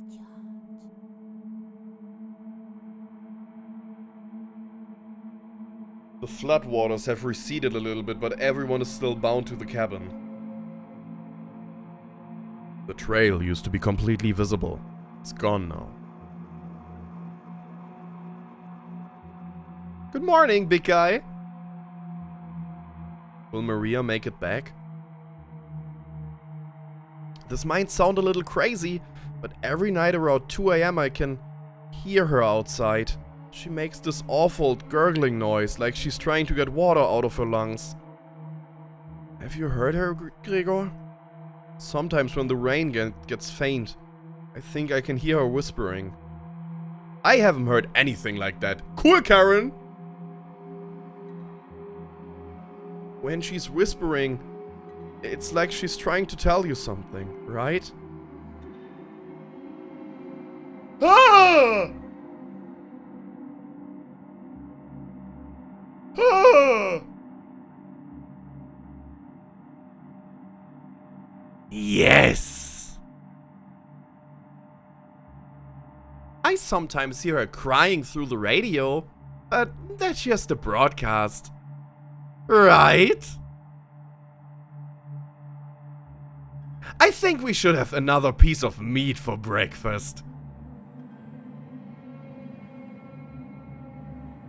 One step closer to Maria. It's what she would have wanted. What's gotten into you, Anatoly? Anatoly's eyes look at you, begging. Bring us another slap. What the fuck?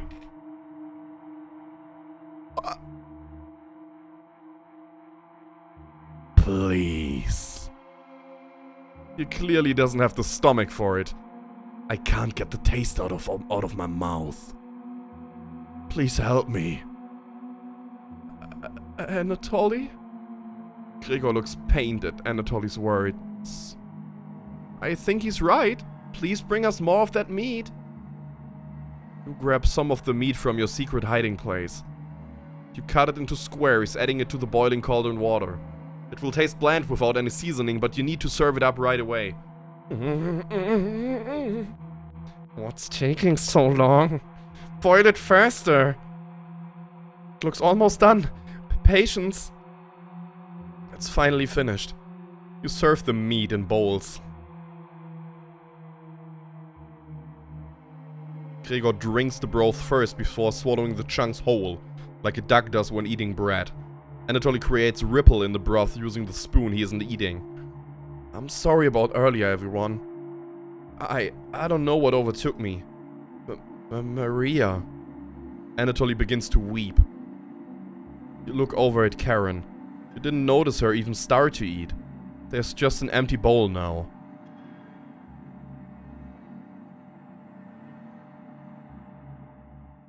Karen is staring right at you. How much more meat is left? You explain how most of it has gone bad. This is the last of it. How could you be so careless again? Remember Karen's knife. You need to think fast. Oh, fuck me in my fuck shit. Ja, die Entscheidung wird ja sein, ob wir sie abstechen wahrscheinlich, oder? Oh Gottes Willen, I can't do this.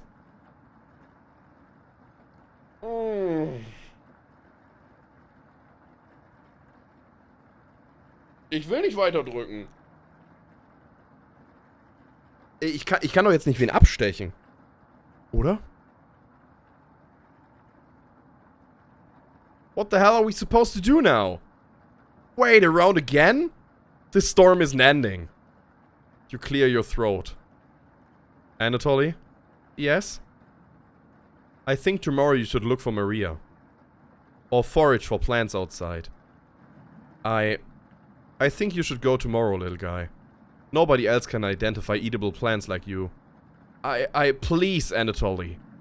You can swim back after a few hours. Ja, aber ich hab damals nur einen Part hochgeladen, mal wieder. Gregor's right, Anatoly. Maybe you will find Maria out there. I think Maria's fine by herself. She still hasn't accepted what happened yet. She doesn't need anyone's help. But we need your help, Anatoly. That's right, Anatoly. Please help us. Let me sleep on it, okay? No problem, little guy.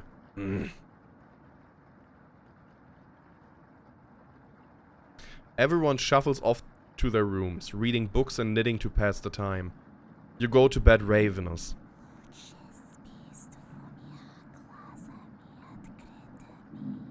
Maria?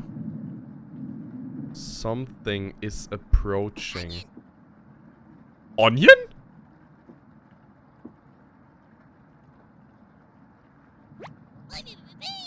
Don't be a crybaby, it's just me!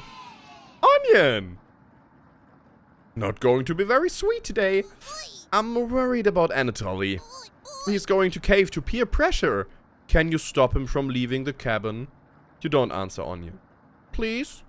Don't you trust me? You shake your head. Got a fun factoid for you. Did you know that leaving out an unpeeled onion in your room absorbs bacteria? It will help prevent colds and water viruses. That was a lie. The fun factoid of that myth, people actually believed in the 1500s. How embarrassing. Who would believe that? There even was a doctor in 1919 who caused a surge of people believing it. Anyways, you know what smells like a raw onion left in the room? You! It's been a while since your last bath, right? You can't remember. Could smell you before I even came into the room. So, can you stop Anatoly from leaving? I know he has cabin fever, but this is ridiculous. It will be impossible to stop a grown man from leaving. Please. We don't need another one stalking the hallways. Tapping on the windows. Crying through the radio. You have the sudden urge to scream. Why do you think I've been using the mouse holes to get around? Scared to death that I will run into her. Don't make me tattle to Cabbage about you. She can be as mean as Potato if you get on her bad side. Just kidding, she's great. Anyways, when the time comes, just tell Anatoly you care about him and don't want him to leave. Even if it's for me, okay? You can trust me. Now, if you excuse me, I need to work on some new ice skates. They're made of butter slices, so I'll get to skate around the frying pan tomorrow. Later! Yikes! Your mind finally managed to forget everything that happened. You fall asleep again, still ravenous.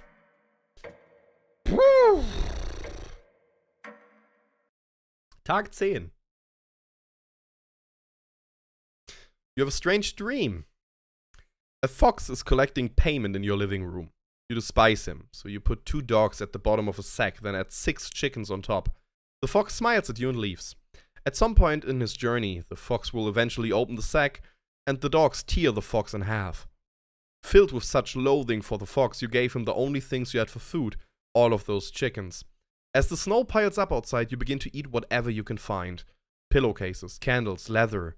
One day you wake up and you have nothing left to eat. Absolutely nothing. Just an insatiable hunger. A few days later you go mad and leave the cabin, completely ravenous. A nearby tree looks like charred meat. Your iron teeth cut through the tree bark, tearing your gums apart by the splinters. Your mouth fills quickly with blood. Days later, a deer gallops by. The first creature in the woods to see your corpse. You wake in a cold sweat. Oh, zum Glück gab's dazu kein Bild. Das hätte ich ungern gesehen. Oh Gott. Something smells terrible in the living room. Someone puked in a corner. You wipe it up with a rag to save them the embarrassment. Good morning. Good morning, little guy. Well, Anatoly, what's your decision? I barely slept last night. Her whispers came through one of the holes in the floor. She kept telling me to come outside. We don't want to rush you, but one of us puked last night. So that's what that smell was. Anatoly, my patience is wearing thin. You have 1 hour to make a decision. Why so quickly? Because I'm not waiting any longer. Oh. Okay. You can see the glint of Karen's knife under her dress. Best to watch out for that knife. The group dispersed. Tension seems to be rising. You have 1 hour to kill. What do you want to do? Ja, wir wollen auf jeden Fall mit Anatoly reden. Talk with the Chompies. Oh, wäre auch nicht schlecht. Aber wir reden mal. Chat with Anatoly near the basement. Warum ist er denn beim Basement? Und warum kann ich durch seinen Arm hier in diesen Schlitz gucken? Oh, fuck me. Das war meine Kopfhörer. Oh. Anatoly looks pale. Thanks for coming over. Anatoly seems comforted by your presence. Hey! Oh, wir sind noch nicht voll. Gregor told me he's hurt Maria. I'm sure Karen isn't being honest with me. Have you checked out the basement door closely? Every so often I can see her peeking out at me through the holes. I really don't want to drown outside. But at least I won't have to have her tormenting me anymore. You know what's in the basement, don't you? No? Wow. You aren't kidding anyone. You're just lying to yourself. Please get away from me. Pure bleach. It looks like Anatoly will remember that. Fuck. Aber ich weiß nicht, was im Keller ist.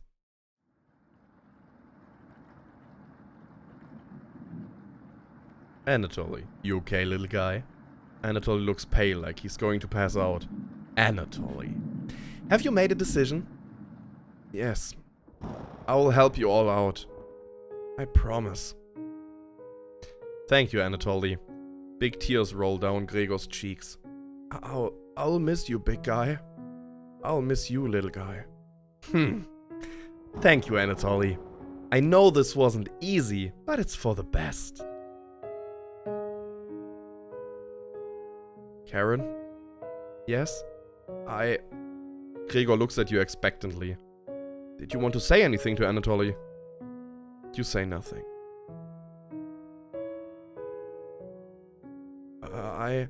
Goodbye, Anatoly. Goodbye, everyone. Good luck, little guy. Anatoly has left the cabin.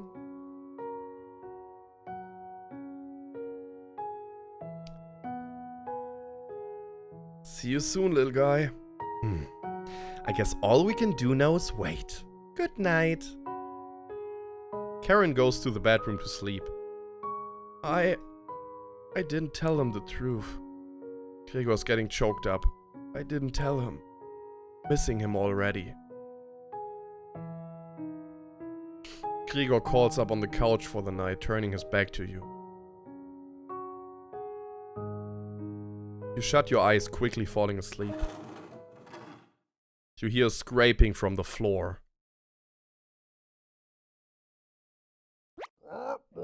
Found you! Ha. You explain how this isn't a good time right now? This is no laughing matter. I'm worried about Gregor. He's as tall as a tree, but as dumb as a brick. What's the root of that? Another cornbread classic. You're being very unpopular right now. That's a tree reference. Get it? Ich finde das Lachen von ihm sehr schön. Anyways, you need to protect Gregor from the red-haired woman. Cabbage called an emergency Chompeat meeting and told me to give you this mission. Watch out for that knife and... Fuck, ich habe nicht schnell genug gelesen. And protect. Understood? Yes. You're not. It's the yeast you can do, right? You tell Brad that pun didn't make sense. On a roll today. I'll see you around. Brad hops away, squeezing himself through the mouse hole with a small pop. You fall asleep thinking about what Brad told you. Oh God. You have a strange dream. It's lying on the table in front of you. You take off the glasses first, but partially cracked, and set them down next to the workbench. Working the saw, you wrap the cuts in an old newspaper. Some of it gets soggy immediately, so you begin drying the cuts with a towel before wrapping. Much better. You hear something approaching, so you clench a fist and get ready to strike whatever's coming for you. You wake in a cold sweat. Oh Gott, oh Gott. Tag 11. Hey.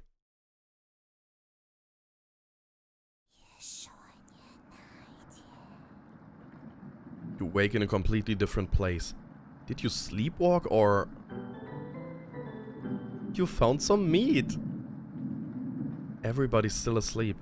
This would be a nice surprise after yesterday's events. You decide you cook breakfast for everyone, cutting each slice fairly thin. You brown each side in the oven. The smell is unique. Karen runs into the kitchen. What is that smell? Give it to me. Now. You don't argue. Karen grabs the cutlet, burning her hand before bringing it to her mouth. Ah! She hungrily devours it, barely chewing. She grabs another cutlet off the plate and eats it. You thought she was concerned with rationing. Gregor wakes up from the couch and heads into the kitchen. Oh God. Already? Gregor looks conflicted, but he succumbs to the hunger. They always do. Gregor eats his food in a few bites, carefully grabbing a second cutlet. The tears start streaming down his face, but he doesn't make a sound. You join them in the meal, quickly consuming the meat on the table. I can think straight again. We'll be out here in no time. No need to ration anything now. Karen is sounding more determined than before. I'm going to lie down on the couch, try to keep this food down. Gregor crawls onto the couch, turning his back to you. Karen leans in to whisper. I'm glad Maria and Anatoly are gone. They were stopping us from bonding properly. How did he get so good at it? You tell Karen. After one bite, it just made me feel whole again. Even with the nightmares, it's worth it. It took a few nights, but I fought back. And now it's all I can think about. I read the book on necropsy. The text is ancient, but the diagrams are beautifully drawn. Very descriptive. How many years did it take you to perfect the craft? You tell her. Yeah, right.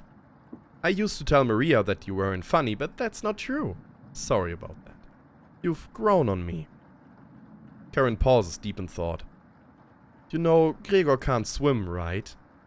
You'd be the next to leave, but he doesn't stand a chance outside. They always seem to come back, right? In one way or another. Why wait for him to come back? Karen hands you a vial of liquid. I think you know what needs to be done. This is a strong anesthetic. Don't ask me how I found it. I want you to slip this into Gregor's mug tonight. This is for the best. You won't feel any pain until he wakes up. All you have to do is stand back and let me work on him. This request is beyond extreme. Will you do this for me? Why don't you do it? Was? Achso, ich frage sie, warum sie es nicht tut. Ich dachte, das ist eine Frage an mich gerade. Ich habe halt, ich würde gerne Ja drücken, dass die mir das gibt und dass ich das dann in ihren Becher packe. Aber ich glaube, wenn ich Ja drücke, werden wir nicht nochmal die Option bekommen, dass wir das irgendwo anders reinpacken. Ich glaube, Ja bedeutet, wir bringen Gregor um. I'm a mute. Warum tust du das nicht? I need to psych myself up for what's next. This is my first time and I want it to be perfect.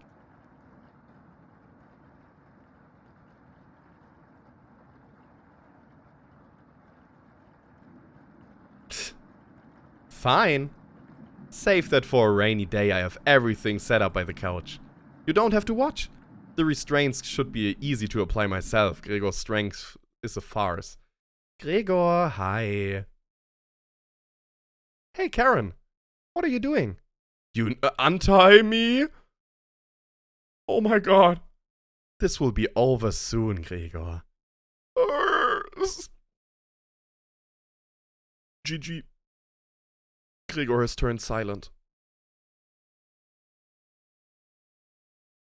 You leave her alone, going into the bedroom and crawling into the bed Anatoly slept in. You fall asleep almost instantly.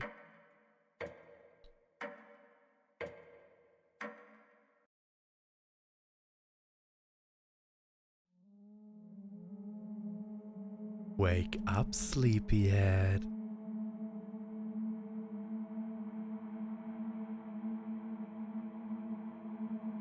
Wer steht hier?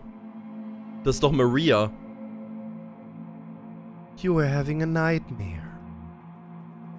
Thanks for letting me practice last night. I think I did a great job. Made us all some breakfast this morning to celebrate. Breakfast? With what? That's a surprise. Gregor already finished his. Took a few hours, but he caved. Come on, let me show you. Get out of bed and head to the living room. Why? He's a little weak from the blood loss, but don't worry. Bandaged him up like a field medic. Why? What is it, Gregor? Where am I? God, you're stupid. Maybe if you spent as much time reading books as shopping wood, you would have noticed the pages I was bookmarking in the necropsy book. What are you talking about? Do I have to spell it out for you? You can't swim. Oh, are you supposed to help us when you would immediately drown? You would sink like a log. What? I put some of your limbs away for safekeeping. That leg was pretty tasty, huh? Gregor goes pale. How's that for a big breakfast? And don't try to crawl away. If you leave this couch, I will end you.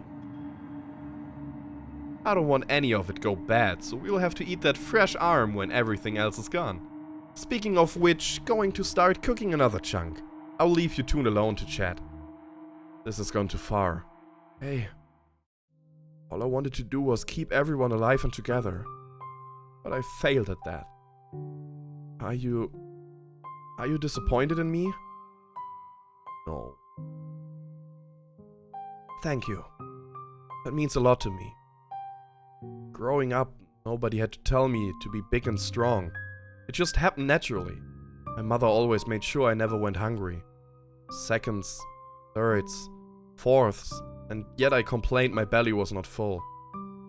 One day on my way home from school, I was walking by the town inn and smelled something amazing coming right out of a pile of trash. I dug through it and discovered a bag. They threw away a meal that was fresh out of the oven for some reason. At least that's what I thought. I became ill with food poisoning. I hugged the toilet and cried for hours. My mother rubbed my back and eventually carried me to bed. I learned nothing from that experience. Like everywhere else, I was just here for the food. I will never get this foul taste out of my mouth. She's going to keep eating me. I'm sorry. Getting too lightheaded to hold a good conversation. She's going to torture me again. You know that, right? Gregor grows a little more pale. Can you cover me with a blanket? Never been this cold. This cabin, it chills me to the bones. Or what's left of them. Please, consider it my dying wish. Yes, consider your dying wish granted. Thank you. Much warmer now. Watch out for that knife, okay? Gregor begins to look at peace.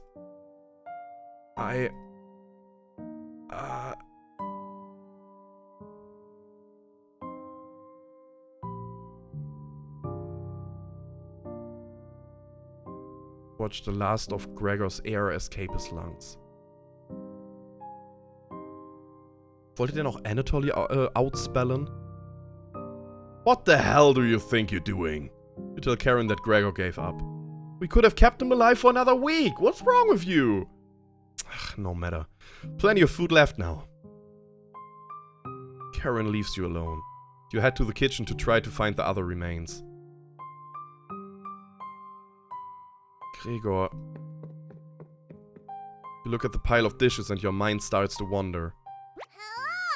Let's play hide and seek!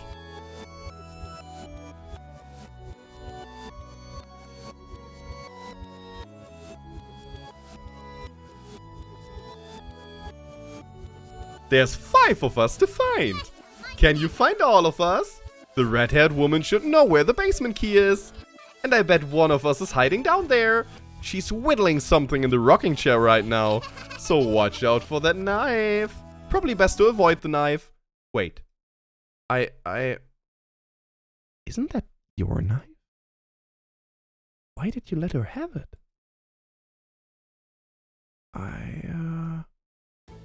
As the leader of the Trumpets, it's important you find all of us. So please don't forget any of us. Good luck!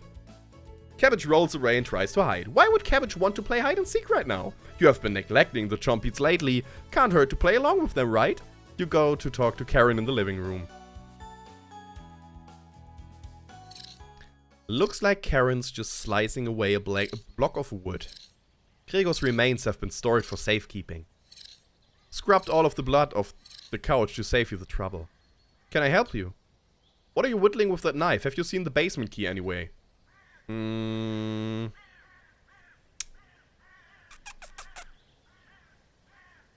wooden knife. Do you want one? No. Give me 5 weeks. I'm behind schedule right now and you're wasting my time. Scram. You feel a sense of déjà vu. Are you leaving soon? The basement key is probably in the kitchen. Come back if you get lost. You thank Karen and head to the kitchen. Thankfully, there's not too many places for Cabbage to hide. Where do you want to check first? Behind the woodpile. With an X in the center.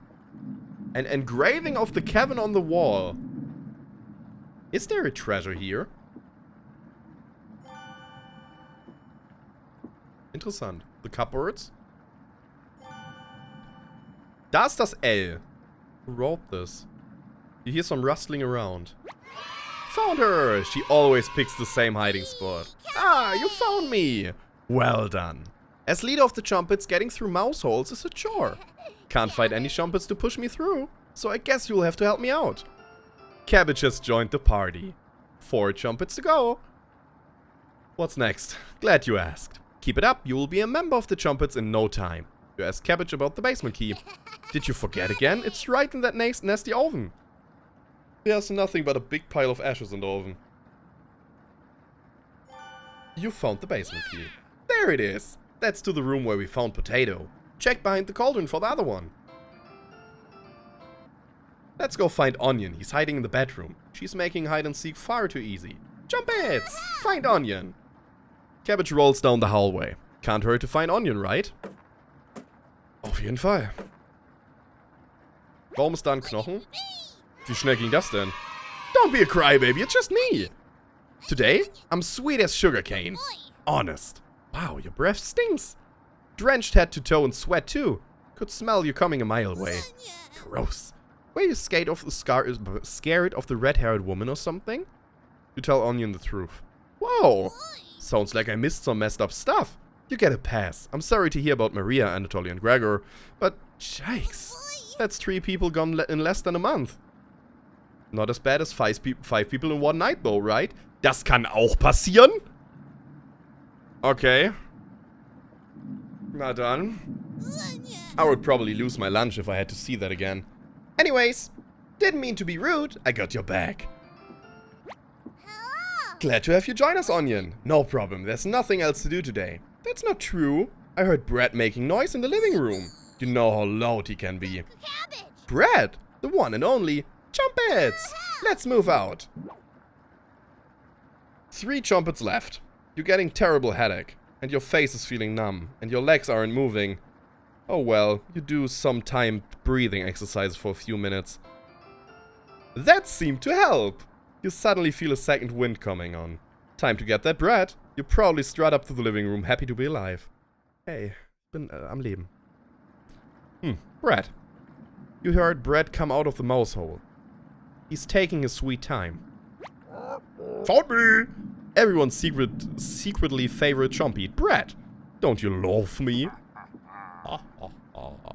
My cousin Cornbread taught me that one. He has hundreds, no, thousands of terrible puns.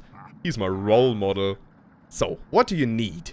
You tell Brad about gathering the chompets together. That's a pretty crumby idea. Remember what happened last time? With Potato? I mean, we all chose to be in that drawer, but this, you're going against the whole grain here. Do you really think we want to go back downstairs? Cabbage. Brad, we need your help finding Potato. Missed you, big guy. Come help. I would never let the chompies down. Ho ho ho ho. No need to pass my culinary quiz. I'm coming with you. That's great, Brad. Glad to have you on board. Of course. Wait. Das ist ja ein süßes Spiel. Naja, Nele, nicht so ganz. Ja, es sieht so aus. Die Idee ist, dass es süß sein soll. Das stimmt. Are you drooling? All 3 chompies are staring at you. Are you thinking of eating us? You accidentally lick your lips. Cabbage. Snap out of it. You already ate. We're no good for that. You glutton. Upsala. Die müssen wir noch suchen, Alienthetic. They pass out? Holy cow, get them up. So heavy.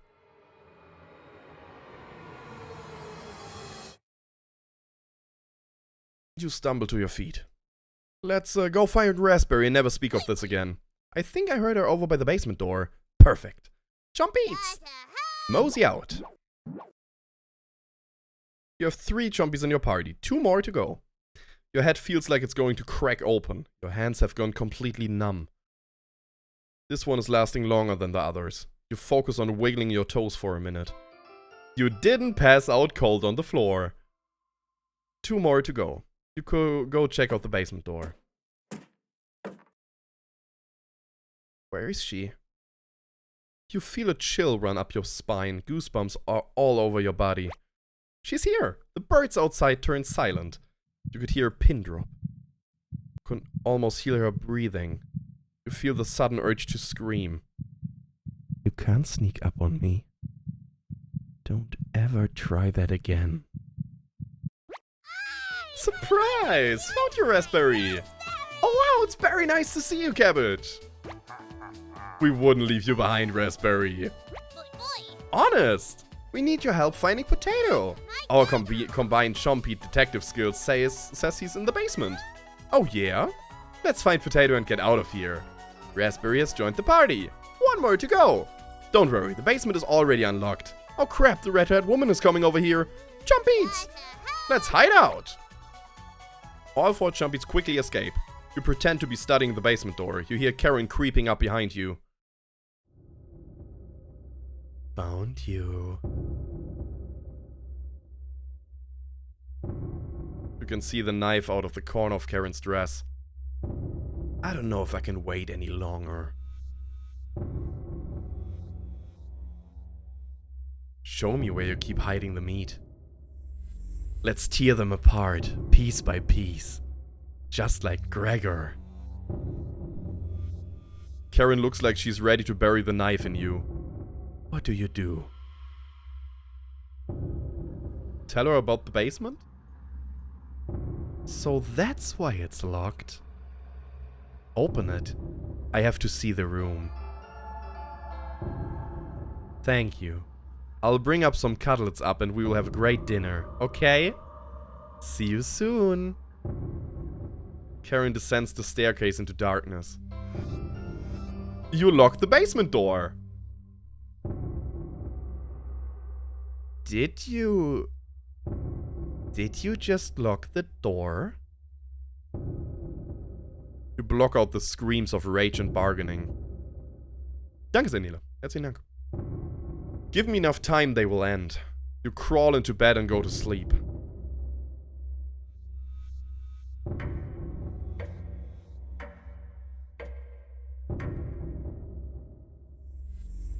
Ja, ich wollte sie auch eigentlich runterschubsen, aber das war leider keine Option. You slept in today.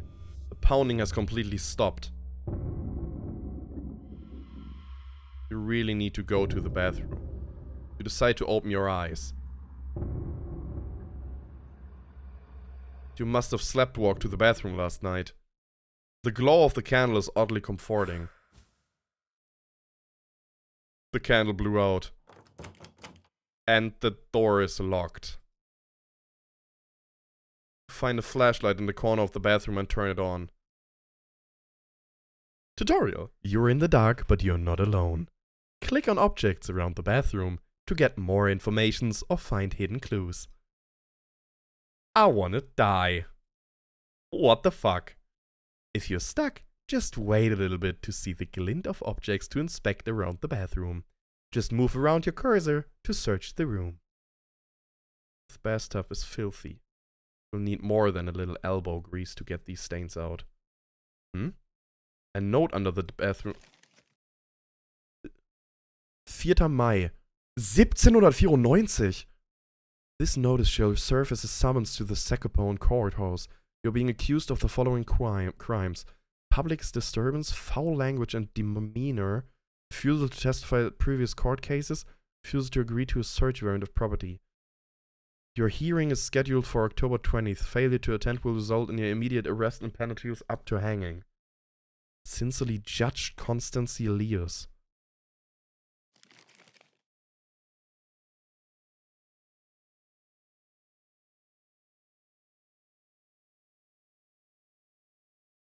Cabbage! Hello! Hey. Are you locked in the bathroom again? You tell her about the candle being blown out. Maybe you just need to try wriggling it a little bit. You unlock the bathroom door. Sometimes the simplest method is the best one. Now, if you excuse me, need to conduct the next secret Chompete meeting. Later! You quickly make your escape. Well, getting locked in the bathroom, enough excitement for one day. Get under the covers and quickly fall asleep.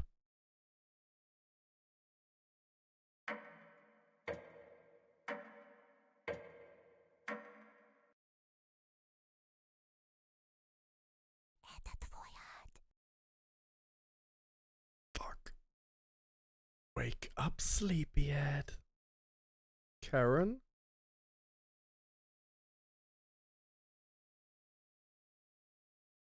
Just your imagination again.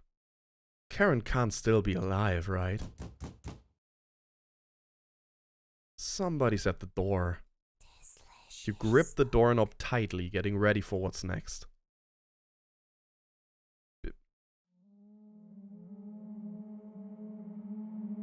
What the fuck? It can't be the real Gregor. Gregor! Determined, the haunt has officially begun. The what now? Some spirits move on immediately, others linger. And some stop at nothing to give you a heart attack, or get you to fall down a flight of stairs, or cause you to wander into an early demise. No way of knowing which one the group will choose. The rain has stopped outside. You decide to go look out the window. Da ist jemand. Floodwaters are completely gone. Karen would appreciate the good news, but not after locking her in the basement. No good reason to leave the cabin. Plenty of food here now. You've been so busy you've forgotten to eat. You head to the kitchen for a snack. A snack! Ein kleiner Snack! Karen's hiding spot was too obvious. You take a few bites of meat. You lost more of your humanity! Not fresh enough. Oh well. You decide to crawl back into bed and get a little extra sleep. Mm-hmm. What?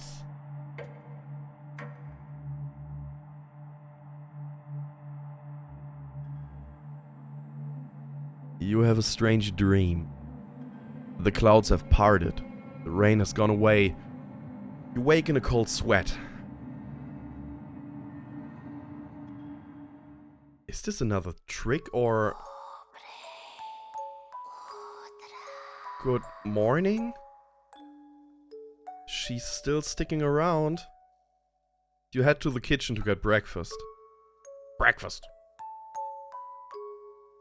Ja, die Maria, die man da immer gehört hat, die hat auch die ganze Zeit Russisch gesprochen. Das, was die gewhispert hat, war immer Russisch. Your food is gone. I think Karen is out. That noise was coming from the living room. Anatoly? Wieso würdest du auf Anatoly kommen? Out of all people. Nobody's here. Some deep scratches are dug into the wood by the couch. Something is approaching.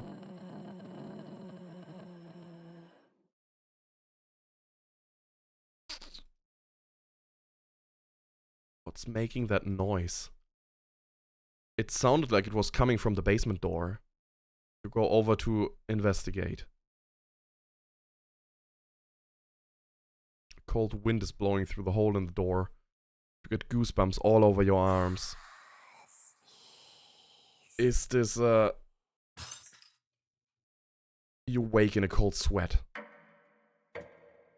Ah, jetzt wieder Tag 14? Ah ja, okay. Mhm. Tag 15. Ah ja, achso, ja. Ah.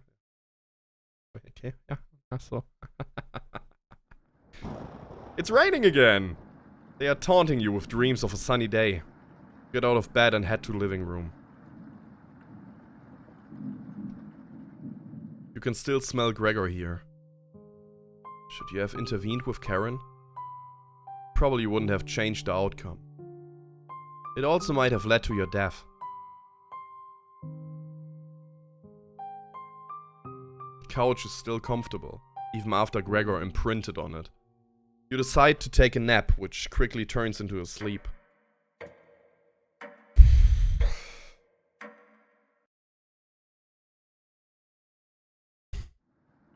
You must have woken up too early today. The cabin living room is pitch black. Natürlich. You pick up a flashlight nearby to explore the darkness. Anatoly?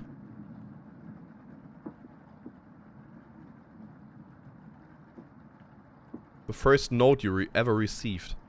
Thinking about the messenger puts a smile on your face.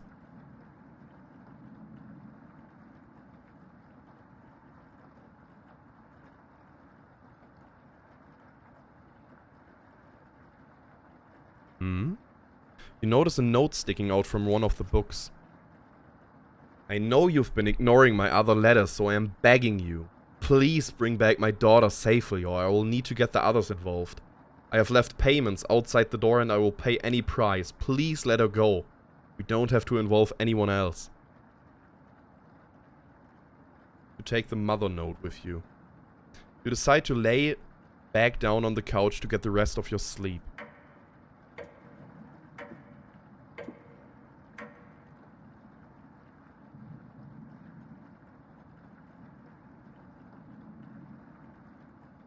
You sleepwalk again. You can hear Potato mumbling in the drawer. Er ist wieder hier und nicht mehr im Keller. Oh, it's you again. Tell me, in that first week with the red-haired woman and the others, where did you sleep? Think for a minute, but come up with nothing. It's worse than I imagined. If I can be honest, it was truly horrific to witness. Still nothing? You would routinely collapse in the middle of the hallway, sleepwalking into walls or worse, going down into the basement. I can't believe you haven't broken your neck on those stairs yet. You seem to survive almost anything, do I have that right? Must be that addiction to meat. Or something else. Would you share that secret with me? Ey, wenn ich's weiß, gerne. You tell Potato the secret. Wow. Didn't think you would be foolish enough to tell me. I'm living longer than expected already, but this is good information to take with me. Thank you. Was that the right thing to tell Potato? It's the light to watch you fall apart. What does the red-haired woman have in store for you? You haven't thought about Karen in a while. How many days have she been down there? You do realize she's probably been feasting on the three. She'll be much stronger than the last time you saw her. Go downstairs. Put an end to this. Not for the chompers, just for me. You head for the basement door. Why would you? You quickly do the math in your head and determine Karen will be dead in the basement. It's been enough days, right? You open the door. No! Why? Well, fuck us. It's just a staircase. Nothing to be scared of. You begin your descent. Nothing to be scared of. Something is approaching.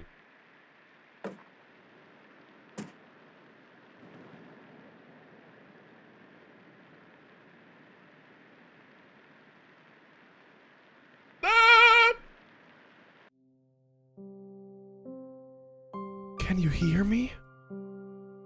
I've been down here the entire time. It's so good to see you again. There's plenty of bread down here. Why aren't you saying anything? I'll never forgive you for what you did. You put Anatoly through hell. You desecrated my corpse. You gave them that disgusting hunger. All of that is water under the bridge now. Anatoly's down here. Come, have some bread with us. They always try things like this. Their anger, concentrated near their grave, leads to tricks and traps. You're not falling for this one. Why aren't you listening to me? There's bread down here, loaves of it. Fine. I won't stop you from finding the others down here. One piece of advice? Beware of Karen. She is ill beyond repair. Gregor will try to talk you out of reaching the room. Anatoly will try to talk to you into leaving the cabin. And Karen will rip the flesh from your bones. We'll talk again. Thank you for being kind to me. I didn't believe the whispers at first. You feel Maria leaving the staircase. You go deeper into the abyss. The walls down here, they are dirt and soot. Something's approaching. Geh da doch nicht immer so nah dran, Junge!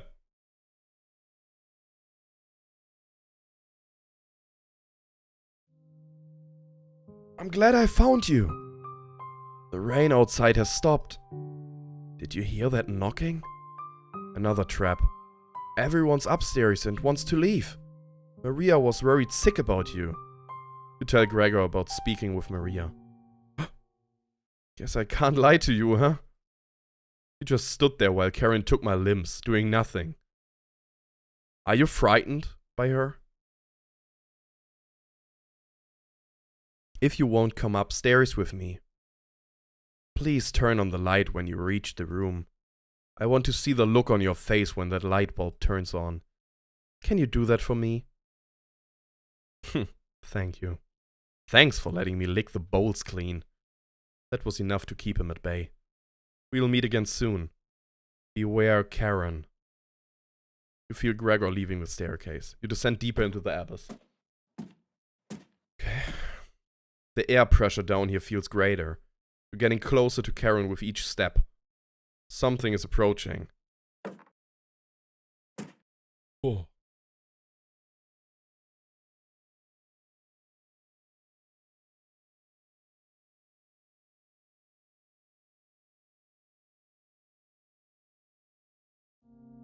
Oh! Thought you would still be fending off that glutton Gregor right now. You tell Anatoly about meeting with Gregor. Oh, I was going to try to see if you wanted to pick onions with me. You shake your head. Guess there is no fooling you, huh? You survived this long, and now you'll need to fend off Karen. I can't tell if I would rather have you or her sticking around down here. You ask Anatoly where Karen is. Oh, she's just below us. Waiting to devour you. Karen's been practicing on her butchering again. Maybe she will start with your arms. Down here, the whispers have told me about you. I can't even believe some of the things you've done. Worse than any war crime. So many whispers about those sorts of things. So many whispers down here. It ends at the bottom. Karen might be alive down here, but you won't be. See you again soon. You feel Anatoly leaving the staircase. You grit your teeth and keep going. Your feet finally hit solid ground in the basement. Something doesn't feel right. You feel around the wall blindly and locate the light switch. Hello! You've come so far. Proud of you. As leader of the Trumpets, I wanted to let you know we have your back. No matter what happens down here, just call out to us and we'll be there. Honest. Wouldn't let you die down here. When you least expect it, we'll roll with you. You can't sneak up on me. But sneaking up on you, extremely easy. Are you deaf? Raspberry. That was pretty cruel, even for me. Die Stimme sagte gerade, look behind you. Your ears have so much dirt in them, they could probably grow potatoes.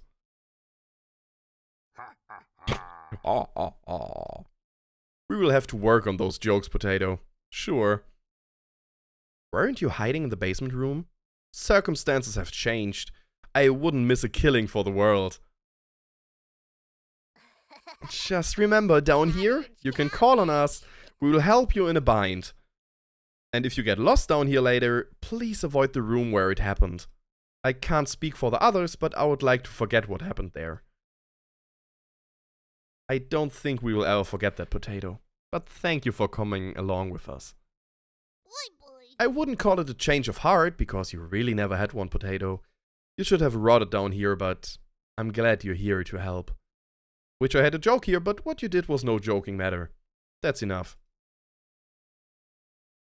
Chompies! Let's help out! The Chompies get in position behind you, ready for what's next. You feel around the wall blindly and locate the light switch.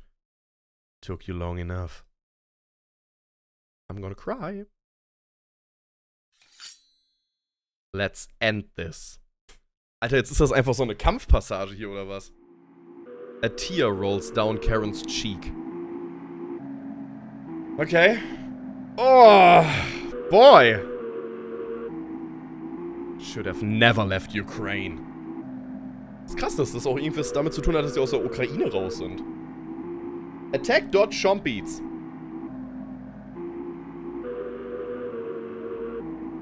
Chompies! Hey, as leader of the Chompies, can't leave you hanging. All of us are ready to help you out here. I see you've ignored my warning to watch out for that knife. Please survive this fight. We want to play hide and seek again. Chompies! Help out! Cabbage has filled you with hope. You gained 5 HP. Karen Langzeitgedächtnis. What the fuck? You've started to bleed. Are you talking to yourself again? Karen laughs at you. Won't be burying you. You try throwing a punch. Karen easily dodges it. It'd be best to watch out for that knife. Karen goes completely silent. Should have kept the door locked. You attack Karen with a lunge. You barely land the soft punch. Will you fit in the cauldron? Hey, it's me, Onion. No crying down here. Let me look at these wounds.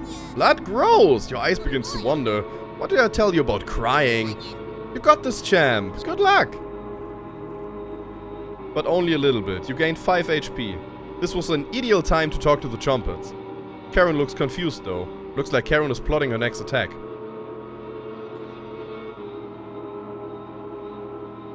Should have kept the door locked. Das ist einfach wie Geigers bei Earthbound. What the fuck? What?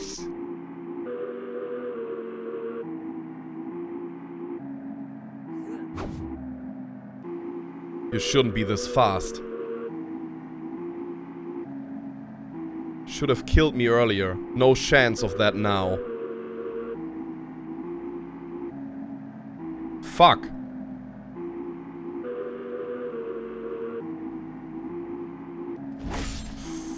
Should have kept the door locked. Shit.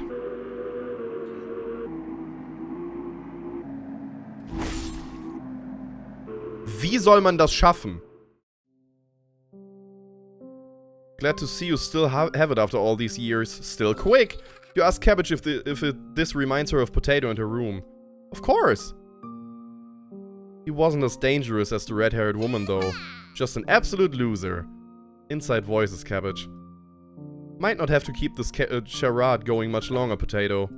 Seeing the trumpets argue like humans again makes you feel a little better. Argue like humans again?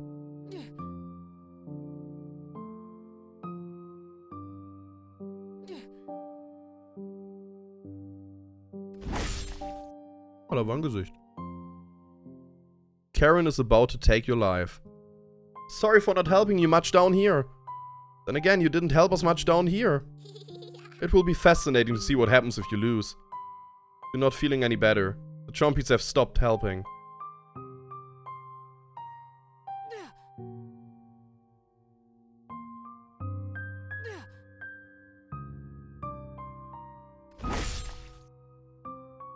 You taste copper.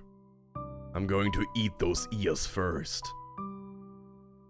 She devours your body on the floor of the basement. Your corpse lasts a week.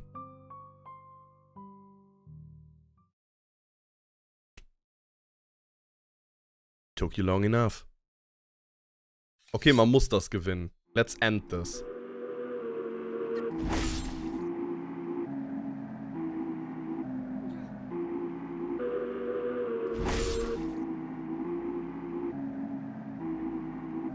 Aber wie soll man das denn gewinnen?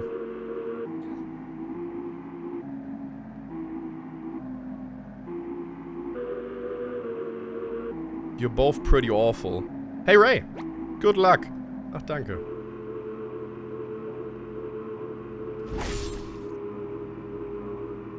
Are you talking to yourself again?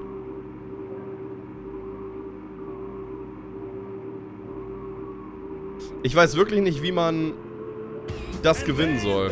Chunky's dead. Ray, danke für 44 Monate schon. Danke sehr für dein Resub. But I owe all of this to my cousin Cornbread. Razoril. You point out that Razoril was one of the Onion's relatives. Oh. It's getting harder and harder to recall any long-term memories. Is Onion my sibling? You shake your head. Oh. Good luck. Ja, ich weiß wirklich nicht, wie man das überleben soll.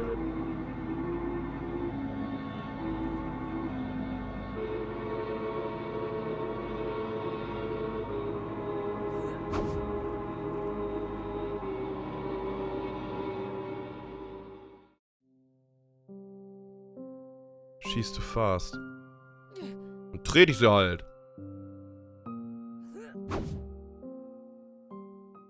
Okay, also das Ausweichen ist halt ziemlich krass. Das Ausweichen ist halt übertrieben gut.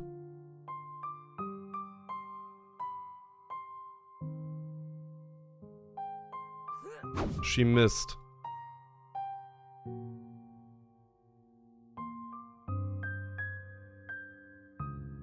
Karen's muscles tense up. Where did this energy come from? She missed. It's over.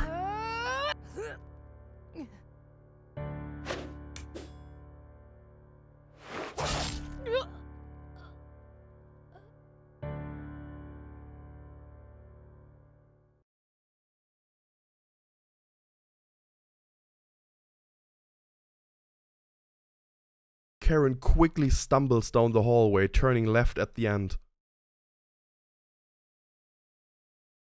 You're hobbling after her, but the room is pitch black here. The rot of a decaying flesh here is nauseating. You can hear the small echoes of Karen's footsteps disappearing below, making this room feel enormous. You can't see their eyes, but you can feel them.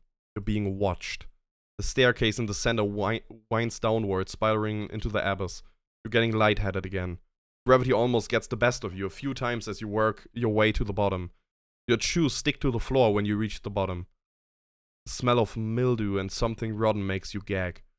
You can barely make out the outlines of door frames in each direction. You head east, opening the door. You feel Karen's presence close by.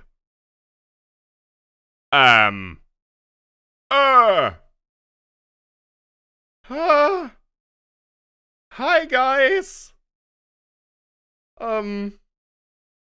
Funny seeing you here. Back together again. Drowned and dissected. The butcher of hope has returned. Where is Karen? Lost in the abyss. Her rage blinds her. Auf 25 Monate schon. Uff. Jazz, danke sehr. Danke für die lange Zeit. Danke für 25 Monate schon. Kuss, Kuss, Kuss. Ravenous. Completely ravenous. She will never be able to move on. Bound to this cabin by you, she will never escape. Those that die in the cabin are bound to the different rules. Fleeing west did nothing. Victims will always gravitate to this cabin. Always find a way to you. You wretch.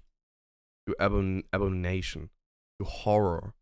Turn on the light and save your inhumanity. Turn on the light. Turn on the light. Turn on the light. Reap what you have sown. Maria, Anatoly, Gregor, Karen. I'll never forget you.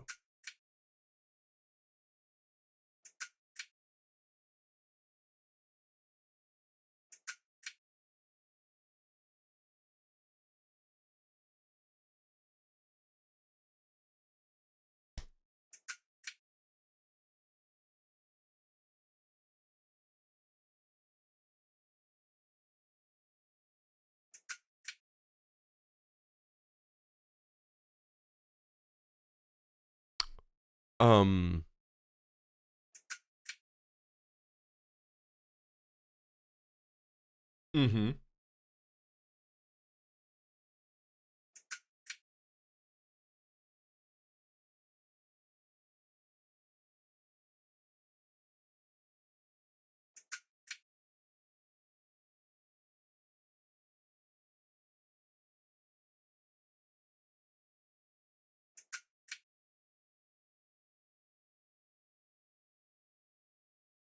Ja, letztendlich werden wir auf jeden Fall das Theory-Video schauen, keine Sorge. Das Spiel hat 7 Endings, genau, das weiß ich. Ah, darauf habe ich gehofft. Es gibt einen Guide bei Steam, der zeigt einem, welche Achievements es gibt. Und, das ist ziemlich cool, weil dadurch können wir jetzt gleich so ein bisschen schon mal Theorien spinnen. Also, wir gucken uns die gleich erstmal kurz an, nachdem wir uns diese ganzen Sachen noch angeguckt haben. Bitte nicht spoilern, nicht sagen, welches Ending ich habe. Momentchen, Momentchen. Das können wir selber herausfinden, das muss niemand schreiben. Wir haben gerade auf jeden Fall das Achievement bekommen, I want my knife back.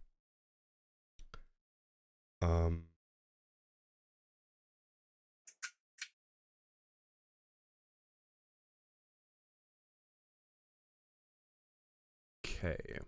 Lass uns eben hier die Credits noch abwarten. Manly Badass Hero. Der Gute.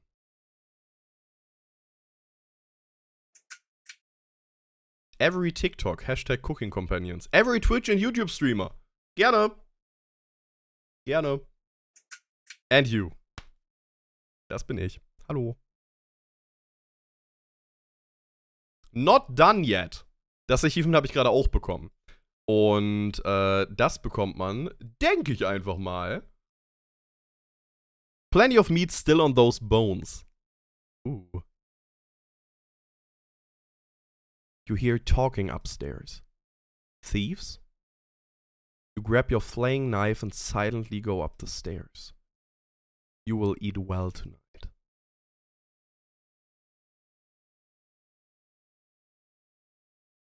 The four look completely shocked at the sight of you. She doesn't look like she has the courage to speak. Been lost for a few days. Your cabin is the only hut we've seen out here. Can we stay here for a few nights? You clear your throat and ask the questions you've asked thousands of times. Did you come on your own free will or were you sent? We were technically sent. Anatoly! We came on our own free will. The woman looks confident in her answer. They answered incorrectly. You clear your throat again, coughing profusely. You may stay in my cabin until you're ready to leave. The group looks terrified of you. As they should be. Wasn't that trail steep? Yeah. The group finally returns to normal. It's forced, but they attempt to save face. That walk was brutal, but this cabin is amazing. Full kitchen, running water, it really has everything. Finally, a place I can read a good book in peace.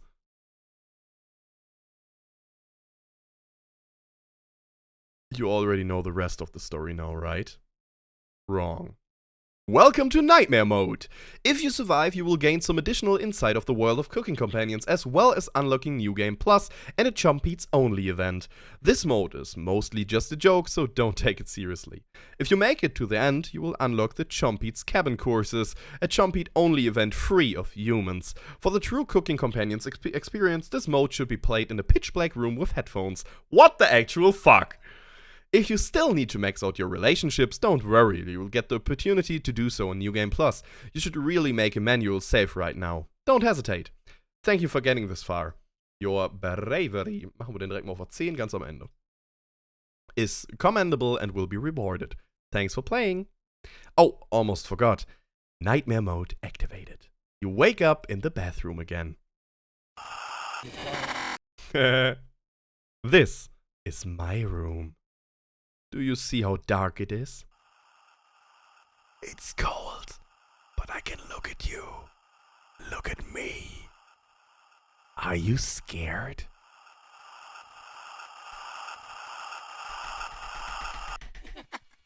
I am scared. You wake in a cold sweat. Your surroundings feel completely different. Maria's presence is enraged. She's beckoning you to follow her. You get up and leave the bedroom. It's a beautiful sunny day outside. What a fitting end to such a horrible nightmare. You head to the kitchen for some breakfast. This will take ages to clean. Take a few bites of meat. You lost more of your humanity. You stare into the ash pile in the oven. Are they still upset? You head back to the bedroom to take a nap.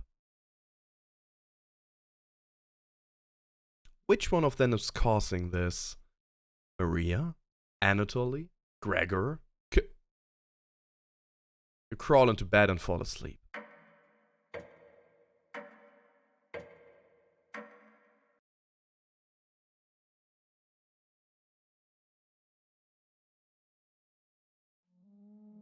Wake up, sleepyhead. Karen? Karen isn't here. Sounds like she's whittling something again. Did she escape the basement? Karen? No reply. You head over to investigate. Another trick by one of them. Who's still missing? Karen? Someone is tapping on the window. Aber sind wir jetzt schon im Nightmare-Mode oder was? Oh, ah. Dioptrien 400. Oder, also es hört ja gar nicht mehr auf. Ist ja irre. I can't get the taste out of my mouth. Are you done, Anatoly? Anatoly. Anatoly. They're getting more bold in their actions. You head to bed to sleep on it.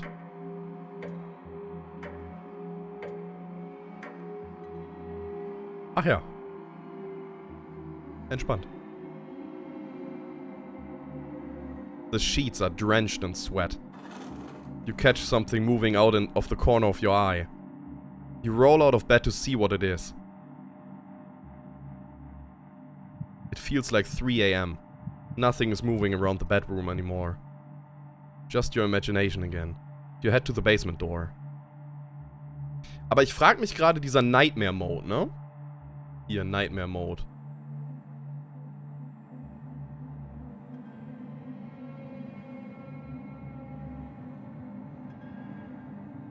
Ja, ich glaube, so lang wird er nicht gehen.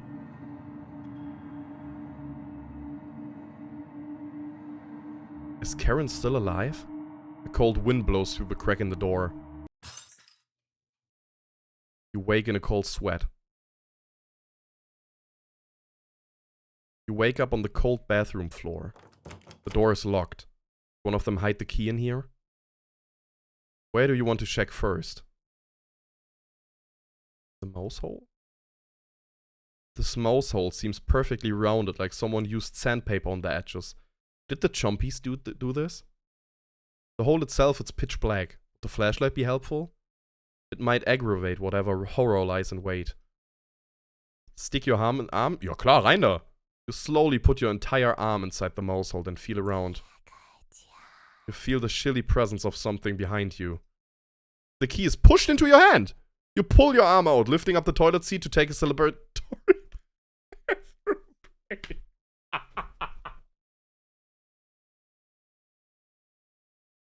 Geil, der Schlüssel. Erstmal kacken.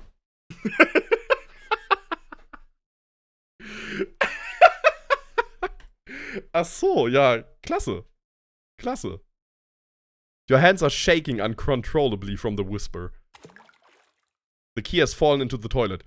Junge, du solltest kacken und nicht den Schlüssel reinfallen. Boah, bist du dumm. Bro.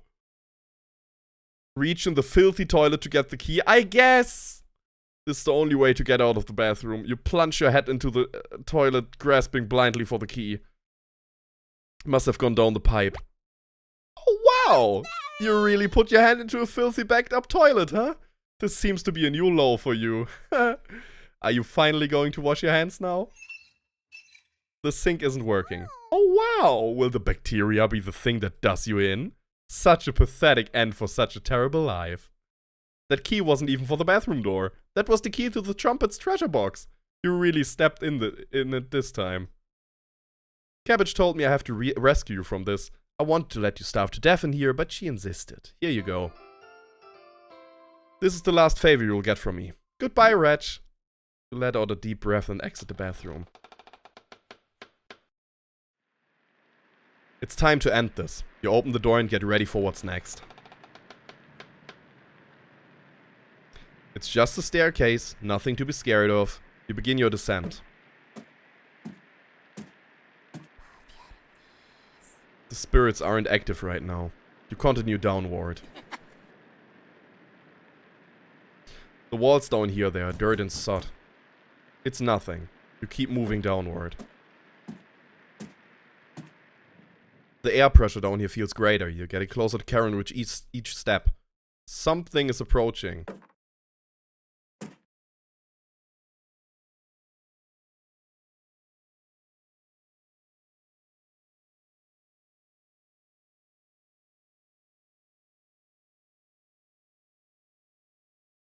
A false alarm. Are the spirits below going to spring a trap on you? You continue downwards. Oh, Gottes Namen. Oh, hier ist ein bisschen blutig. You hear something in the distance.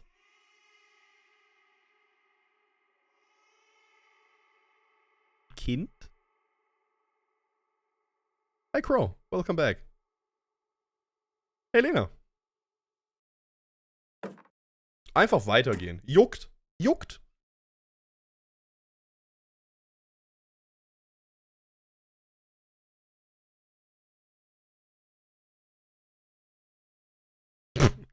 Sorry, ich wollte euch jumpscaren, tut mir leid.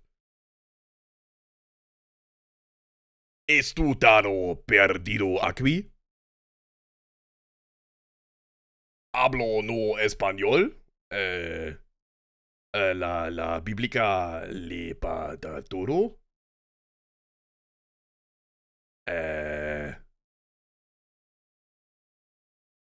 Boah. Geben wir das mal in den Google-Übersetzer ein, wa? Translate.google.com. Estudao perdido aqui. Ich bin hier so verloren. Estás con frío? Frio. Ist dir kalt? You shake your head. Oh. Vamos conversa la embajo que hoy tengo otros que quiero mostrar a... Okay. Lass uns da unten reden. Ich habe andere, die ich dir zeigen möchte. Deles now para de sos sura sobre uma gaiola de pasarino. Einer von ihnen hört nicht auf, von einem Vogelkäfig zu flüstern. Attack on Titan. Veo que no final. Wir sehen uns am Ende. Danke, Bruder. Machen wir. Bin voll dabei. You hold your breath and continue downward.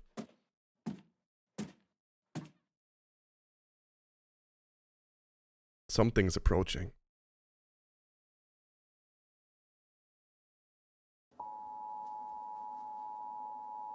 Uh-oh. This game is purely fiction. It cannot harm you in any way, shape or form. Dieses Spiel ist reine Fiktion. Es kann dich auf keine Weise und keiner Form verletzen. Warum würdest du mir das jetzt sagen? Why would you say this?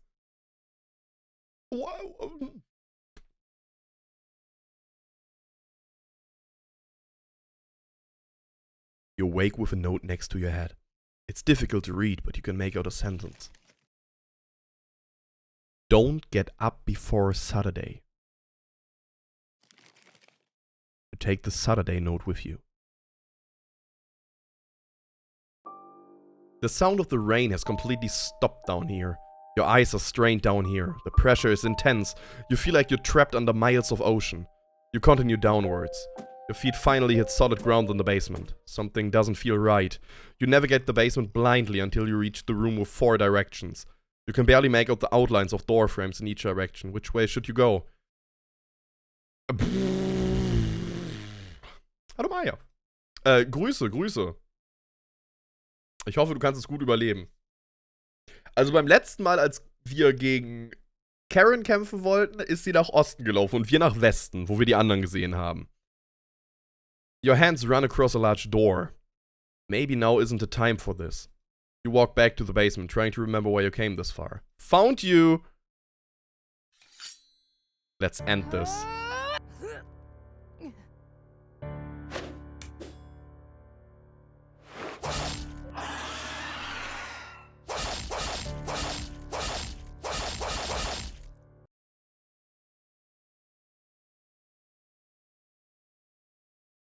Karen escapes down the hallway. How?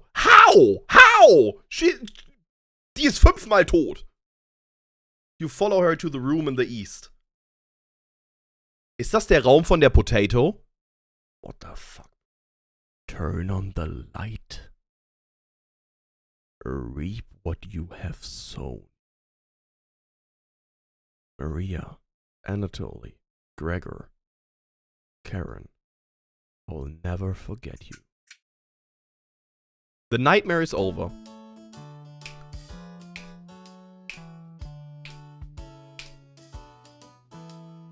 Cooking time is so much fun and nothing bad could happen. Everything is totally Ich bin komplett irre geworden bei diesem Spiel. What the fuck?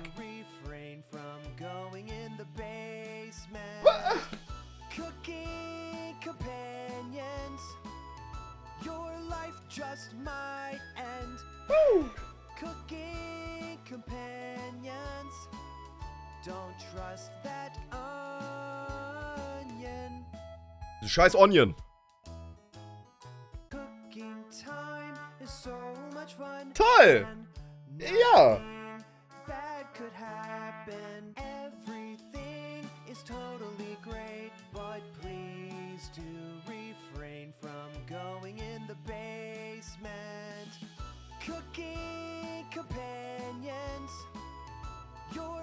just might end. Cooking companion. Okay. Cool. Ja. Mhm.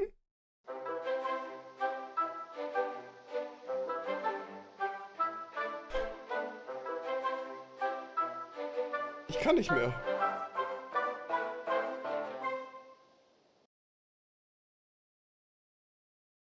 Ich kann nicht mehr. Ich kann nicht mehr. Cannot do this anymore. Welcome to the Chompy's Cabin Courses. We missed school too much, so we wanted to bring it back. Honest. I'll be playing the role of teacher today. You can call me Miss Cabbage if you like. Let's just roll with it, alright. Can't wait to learn some new things today. Me too. Aren't you excited, Potato? I dropped out of grade school so I could work at the butcher. That's extremely depressing! Explains everything so far. Is he quiet because he doesn't want to sound held back? You three are terrible at whispering. They never learned their inside voices, Potato. Cabbage looks you right in the eyes. There's no dumb questions or wrong answers today. The Chompy's Cabin Courses are designed to let you passively learn. Your brain is porridge right now, right? These courses will be perfect for that. Ja, ich bin gerade porridge. Wirklich. That's correct, Onion. And the best part? No silly humans to interrupt anything. You ask about dead humans. Ghosts aren't real silly. You ask about that's enough. No questions about ghosts today. Save it for a practicing medium, Stinky. Got a cornbread classic for you. What's a ghost favorite food? Booberry. You need to get Brad a joke book. These puns are pathetic. Let the learning begin. You decide to listen to the trumpets, although you have the feeling something else is at play. For the first lesson, let's talk about the nasty oven. One of us was baked into a crust. You threw half of it away without hesitation. Human life is completely disposable to you. That's enough. I seem to have lost my place in the teaching curriculum.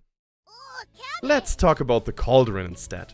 The first cauldron discovered dates back to the Bronze Age, which took place in Mario. 3900 BC to 300 BC. Spannend. Online-Ritter, danke für 16 Monate, danke für deinen Resub. You can see a cauldron in the famous artwork The Garden of Earthly Delights, where a birdman is wearing one like a crown as he eats and poops people down into a hellhole below. Wouldn't want to fall into a hellhole. Ich würde auch ungern ausgepupst werden. Most of us were placed in this cauldron, stewing for a day straight. The smell was so foul, clung to all linens in the cabin, absolutely revolting.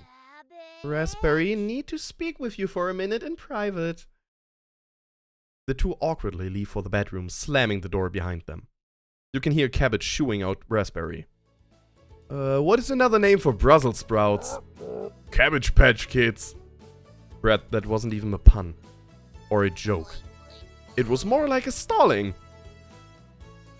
Cabbage and Raspberry join the group again. Raspberry, is there something you would like to say? There is Cabbage. You've committed crimes against humanity. You're a scourge on this earth, sent to punish us. Cabbage may forgive you, but I will never will. Wow, look at the time. This concludes the Chompy's Cabin Courses. Did you learn anything this time? Or did you just loaf around? Are you remembering it yet? Just join me in the boiling water sometime. Really loosens the meat of those old bones.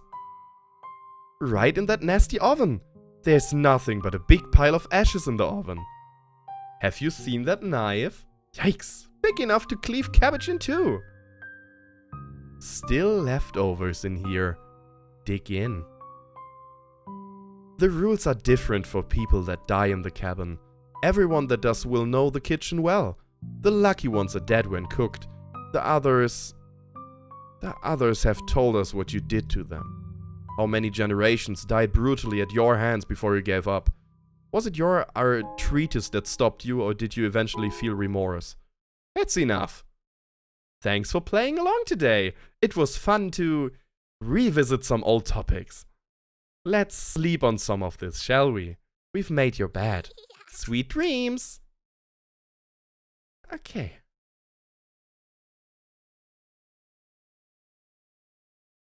Welcome to New Game Plus. This playthrough will have different dialogue, events, and decisions to make. Anatoly, Gregor, and Karen will start with 3 hearts each.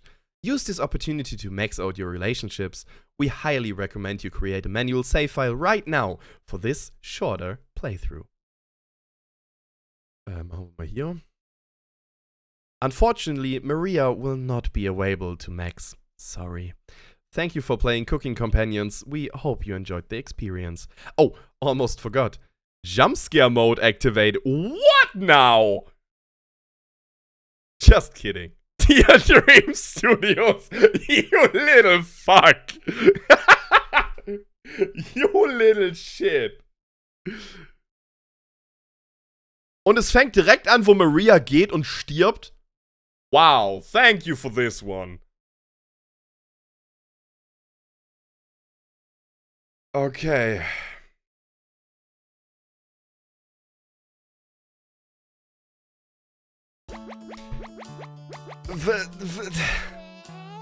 Was haben wir heute gespielt? Was war das denn? Oh Gott. Ich kann nicht mehr. Oh.